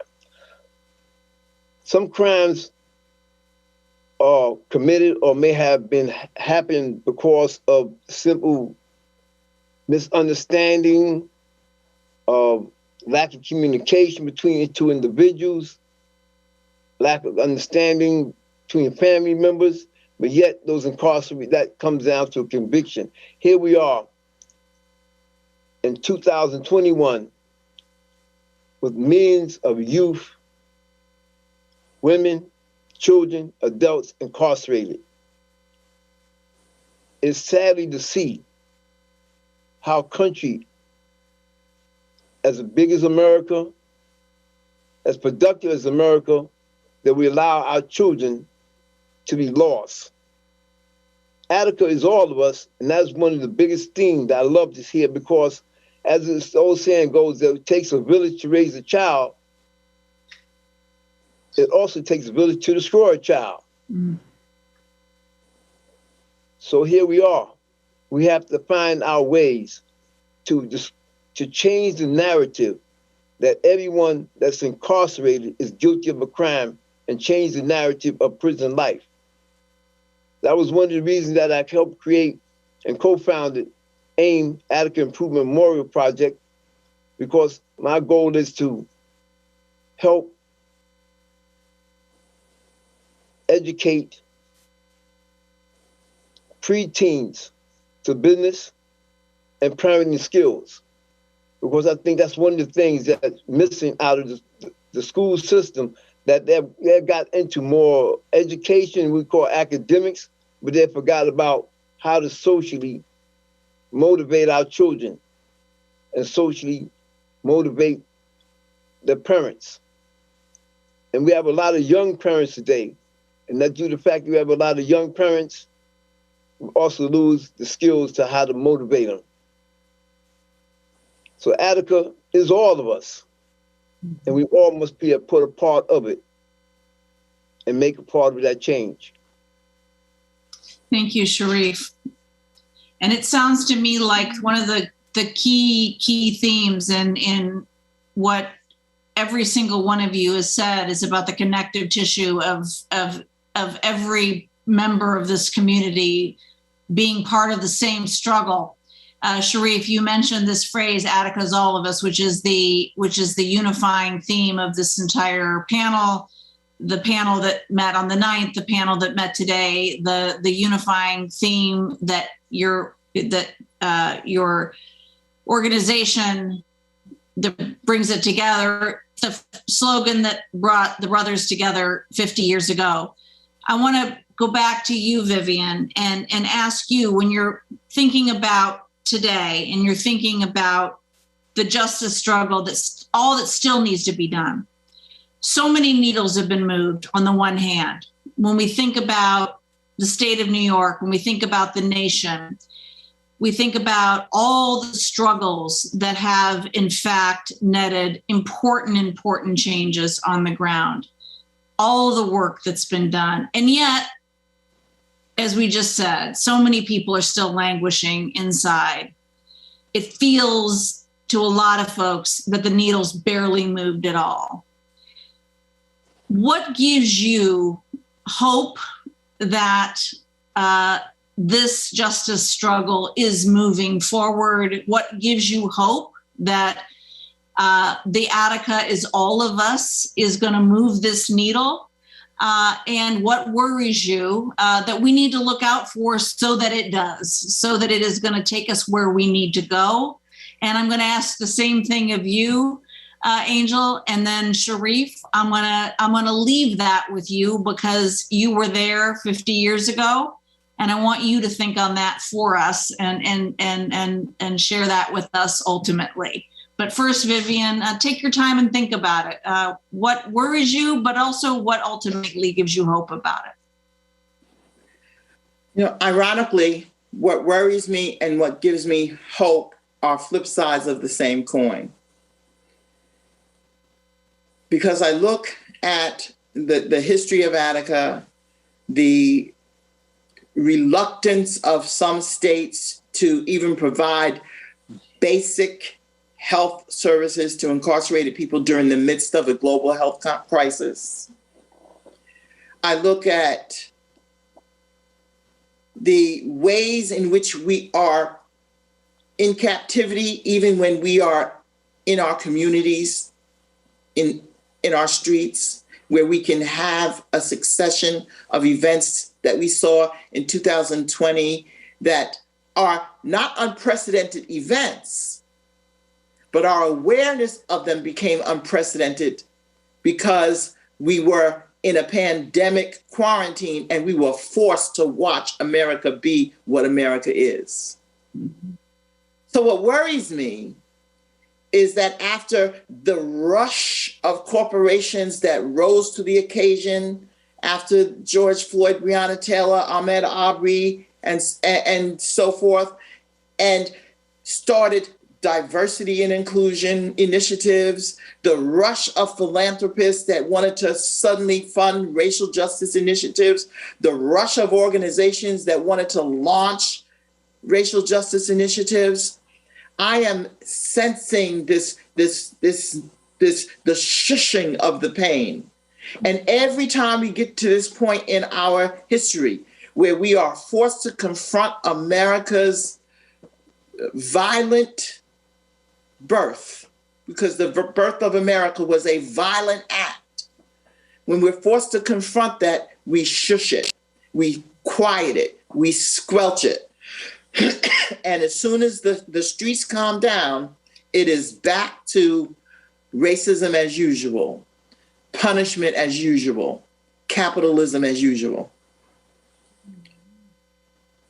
But I also have hope because, and I'm reflecting on what Angel said earlier, when you have a 17-year-old girl who in a normal routine run to the convenience store can notice that there's a pretty common police interaction taking place.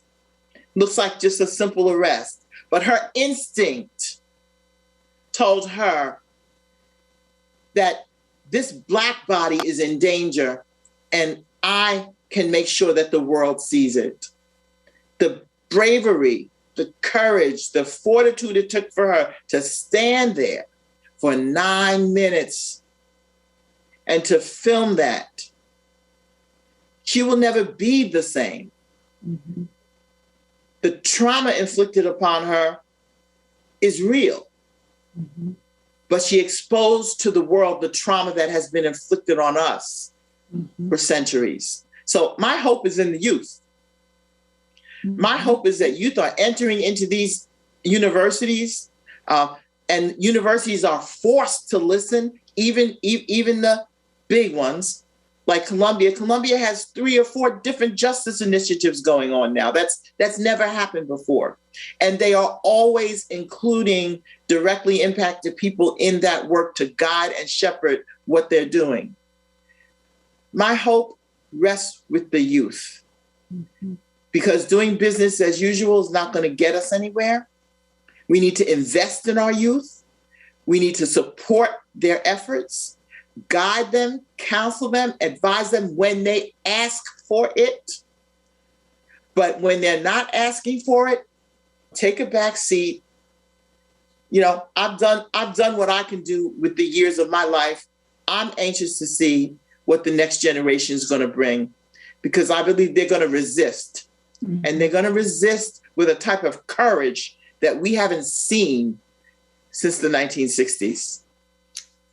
Amen to that. And can I follow up just really quick with one thing you said, Vivian? You said about the point taken about the youth, absolutely. But also, what can you speak a little bit also about so many folks coming home and being part of this movement? Because I feel like that's a key thing too, right? It isn't that everyone is just being spoken for anymore, right? I mean, I feel like that's a key piece of this, yeah?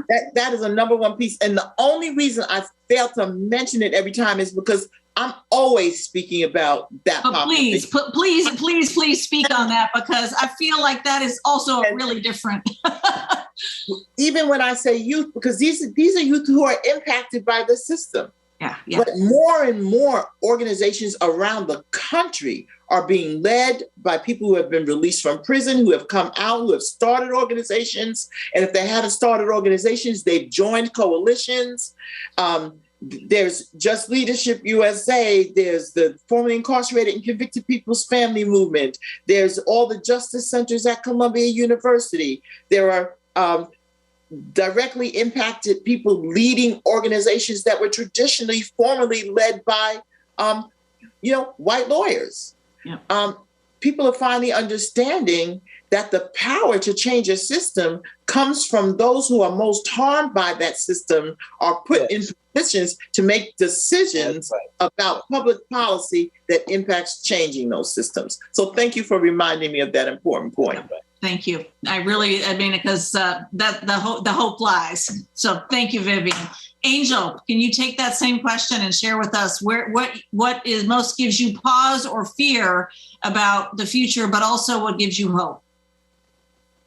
Well, I will preface what I'm about to say as when I think of everything that's going on, I tend to think of things with a lens marred by bellicosity, because this is a war. So looking at it like a war, I think that the biggest obstacle that we face is bestowing an effect on a victory that does not exist, or the false assumption of progress. The belief that progress is being made, or the belief in major victory, insidiously seeps into the heart of the oppressed, because we desperately want to believe that justice is one more march away, that equality is one more amendment away, or it's just, but it's not. The truth of the matter is that our history is that in our history of struggle, there are no major victories. Because we've won nothing until we have secured with our colored hand unconditional equality for all. It can be amendment for, it can be done for us. We got to do it ourselves. And once it's done, then we can start talking about victories and progress. But the word progress sets me off. Because I remember hearing, well, when I was listening to the Attica brothers figure out the injustices in Attica, I could not help but feel a deep sense of sadness, because almost every injustice they fought for and died for, I experienced in some fashion decades later in prison. I did 10 years in prison, and I was called all sorts of racial slurs by the enemy, and I heard them just sing it out like if it was a tune on stage. So that enemy still stands, even though our ancestors have been fighting them for over a century. I remember a man complaining he had asthma in Washington. I must have been like 20. And I remember the cop saying, just lay down, you're gonna be all right. The next morning I woke up, there was medical personnel there. He died he died right there. And I remember during shift change, the officer laughingly saying, oh, I guess he was seriously. Medical negligence, something they fought for. It still exists, and that would not be the only person I would remember dying in prison because of lack of medical care. I remember being in Green Correctional Facility, being interrogated, being beaten in a little corner right next to the medical little unit. And this other kid, he must have been like 19, maybe 17, 18. He had a whole rag on his face, held down on the table while water was being poured on his face, and they were asking him questions concerning his gang. So that's called waterboarding. And I remember people going crazy about it happening in Cuba, 3,000 miles away. It's happening literally on our doorstep. Like the Germans in World War II acting like they don't know what's going on in their camps. People are being tortured right next to people's residences. And it's like, nobody knows. And this is all things that these people fought for, that our heroes, our ancestors, our freedom fighters have been fighting for. And they still exist. And it is just as bad, because death is death. Torture is torture. So, and even the grievance committees don't work. You write something to Albany and see if they don't track your mail and call you into the office and whoop your ass. So these things are to be thought of, that our ancestors, our heroes, our freedom fighters, they fought for all this, and it still exists. So I just want to be clear. Our freedom fighters in Attica fought, bled, some died, but the enemy still stands strong. And in face of that, so when people talk to me about progress and we've come far, like tell that to Mr. Floyd, tell that to the kid who was tortured in prison, tell that to the man who didn't awake in his bed because they didn't believe that he had asthma. So that being said, I don't want to call it progress. I think we should look at these things as a people, as an evolution in warfare, because seldom when progress, quote unquote, happens, does our oppression decrease. It merely changes. It evolves. So that being said, the one thing that gives me hope is the youth. And this is a very recent thing, because I was becoming kind of cynical. But once I started working with the Youth Empowerment Project, I was surprised, because I come from a generation of machismo. I'm Hispanic, I'm from the Bronx, but here I am seeing Hispanics, Blacks, those of us that are hyper masculine and whatnot, making space for women on our Zoom meetings, calling out other men for taking up space. Here I am seeing people of all sorts of sexual orientations being in these meetings and being embraced by all without the homophobia that existed when I was a youth. So to see all of these things happen, these outcomes of previous culture wars, it means that, the war is evolving and it's progressing. And while the enemy evolves, we too evolve. So insofar as I see that our youth are inclined to justice in their thinking, then I know that in the future they will be inclined to justice in their actions. So I wholeheartedly place my faith in the future of our struggle in their hands, because I know that they will win, because they must. Thank you. Thank you. And so well said, Angel. And Sharif, we have got the floor to you, and so rightfully so. And I want you to share with us not just what your hope for the future is, but if you would, because it would be so fitting on the 13th, this day, 50 years of commemoration, can you share with us what your hope was this day, 50 years ago, and remind us why we should have hope and why we are all standing here and why Attica is all of us and why we got to do this and why you're still doing this. And thank you for being here and take us forward. Well, you know, it's simple. And they keep saying the same thing, the youth. You know, 50 years ago, when doing in the D-Yard, when they was establishing the negotiating committee and picking the different brothers from the different blocks to be a part of the negotiating team, I said to myself, you know, man, I should be on that. I came from Elmira. I was the minister in the Nation of Islam there, and I got wind up going to Elmira, so I said I should be on that committee. So, you know, but here, in the last 3 years, and actually last year, I guess you would say I had a vision. It came to me. The torch was passed to me. I'm here 50 years later. I'm here to keep Attica and the remembrance of Attica alive and keep the struggle alive. I wasn't on that negotiating committee, but I was a part of it for the future. The Almighty kept me here for that part. And here we are today. My sad part is that after this all event, and sometimes I sit down, I sit down in my room, I'm listening to the TV and I hear about prison life and prison discussions and people on TV discussing prison life. And the only narrative I seem to get is that they always seem to try to depict someone incarcerated as being guilty. And I'm afraid that this might be watered down after this event. But my hope and my really belief is that the youth will keep this alive. As they all said, this same Vivian said and Brother Angel said, it's the youth.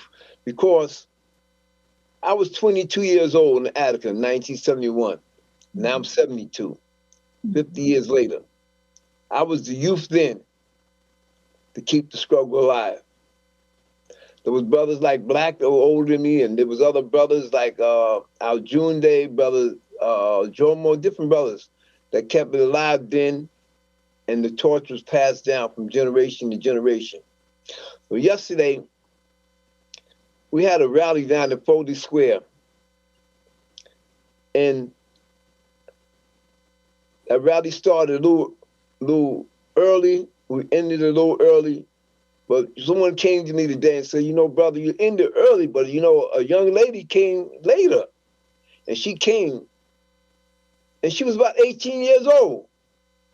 And she said, where are the brothers that commemorate in Attica? And I said, wow, we missed one. Mm. But this was the youth that came to keep the struggle alive. Mm. So my greatest hope and my belief is that the youth will pass on the torch. As Brother Angel said, this is not, we can't look at it as a victory because it's an evolution, constantly evolving. We have to constantly build on it.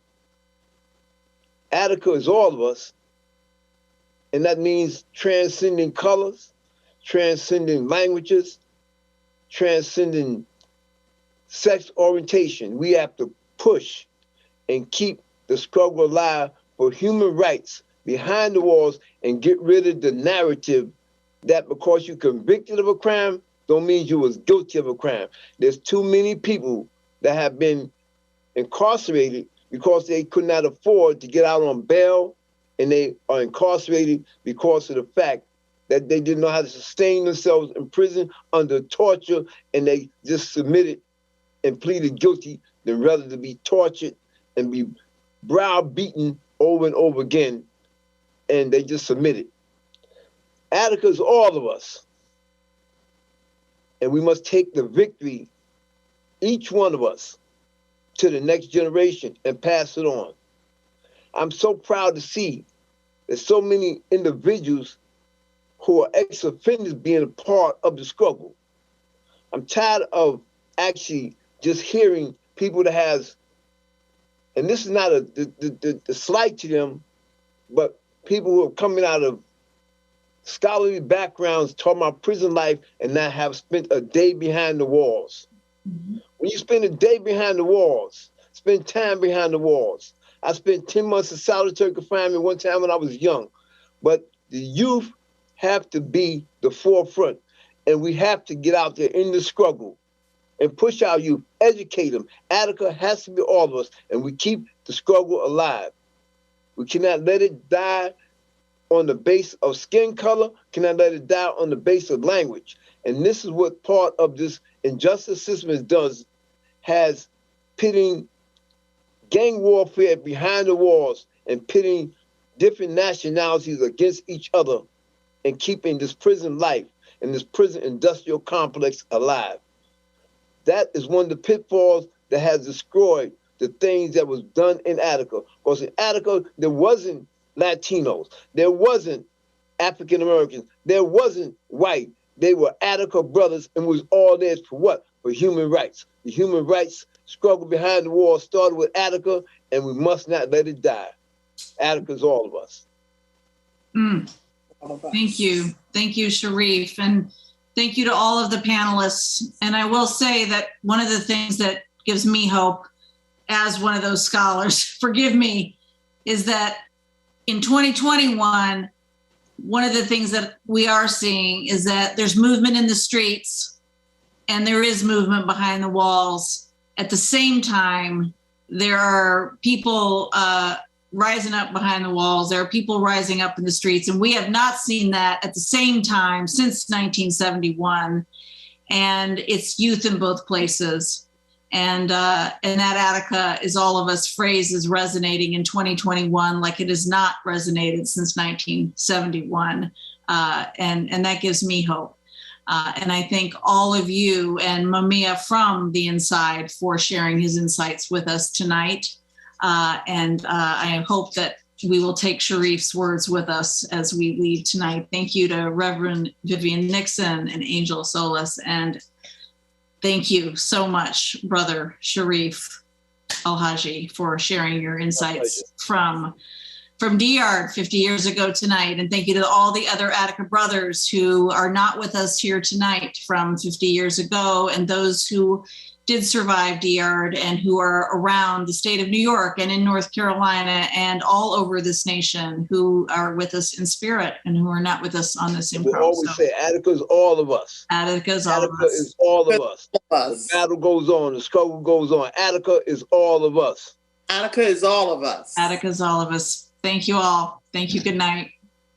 Good night. Thank you. Liberation family, we have had an incredible 2 days of programming, of panels, of thought, of discussion, of reflection. And now it's time to think about our call for action. Sister Ruby D, who is with us as an ancestor, would always say after she went to a meeting or a conference, this was all great, but what is my assignment? In the 60s, in our meetings when we would quote great revolutionaries, there was a quote from the Red Book that all theory is based on practice. So we've had enough to ignite our spirit. Whether this is your first exposure to what happened during the Attica uprising, and that was a gateway for you to understand the call for justice in prison for incarcerated folks who are in prison, for formerly incarcerated folks, for their families, for a justice system that still criminalizes poor folk, folk of color, or you are a veteran who maybe was feeling a little bit weary because you've been in the movement and been in the struggle for the last decade, 2 decades, maybe the 5 decades since the Attica Rebellion. We now have to translate what we've heard and what we've been feeling into action. What will you do next? What will we do next, prison family?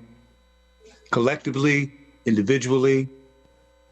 Another saying we had in the struggle is that people can participate in the struggle at the point of their ability and because of the inspiration of their will. So let the bakers bake, let the teachers teach, let the healers heal, let the soldiers fight, but do so with the revolutionary consciousness. Think of what you might be able to contribute. Whether it's a small donation or a larger donation, whether it's some time, if it's letter writing, if it's part of that campaign, if it's doing relief duty, if people are saying this is a march, the way there was the Justice March organized by Sister Sophia Elijah, all the way from New York City to upstate New York, to show the power of that unity. We can't walk away from this and not do something. So look at the contact list that will come at the end of the programming. Reach out to the Alliance of Families for Justice. Tweet about this, Instagram about this, Facebook about this. But let's get together also and understand that the collective energy of us standing together and working together in a safe way, in a socially distanced way, but in an insistent and persistent way, in the spirit of agitate, agitate, agitate. We've seen scholars. We've heard from Brother Mumia from behind the bars, who still first and foremost wants the liberation for all of his people, not for himself, but for everyone, representative of the fact that if one of us are in prison, all of us in prison. That if there's an injustice done to one of us, all of us are suffering injustice. That if one of us is neglected, that all of us are neglected. And so we come together in that spirit of unity. We remember what this day meant 50 years ago. And we will not let the spirit of that uprising and the lives lost on that day pass away in vain, or in just in the fact that we had a day of remembrance and celebration, but that this was the day that we kept moving it forward. Peace, Alafia, Palante, power to the people, siempre, onward, always liberation family, till victory.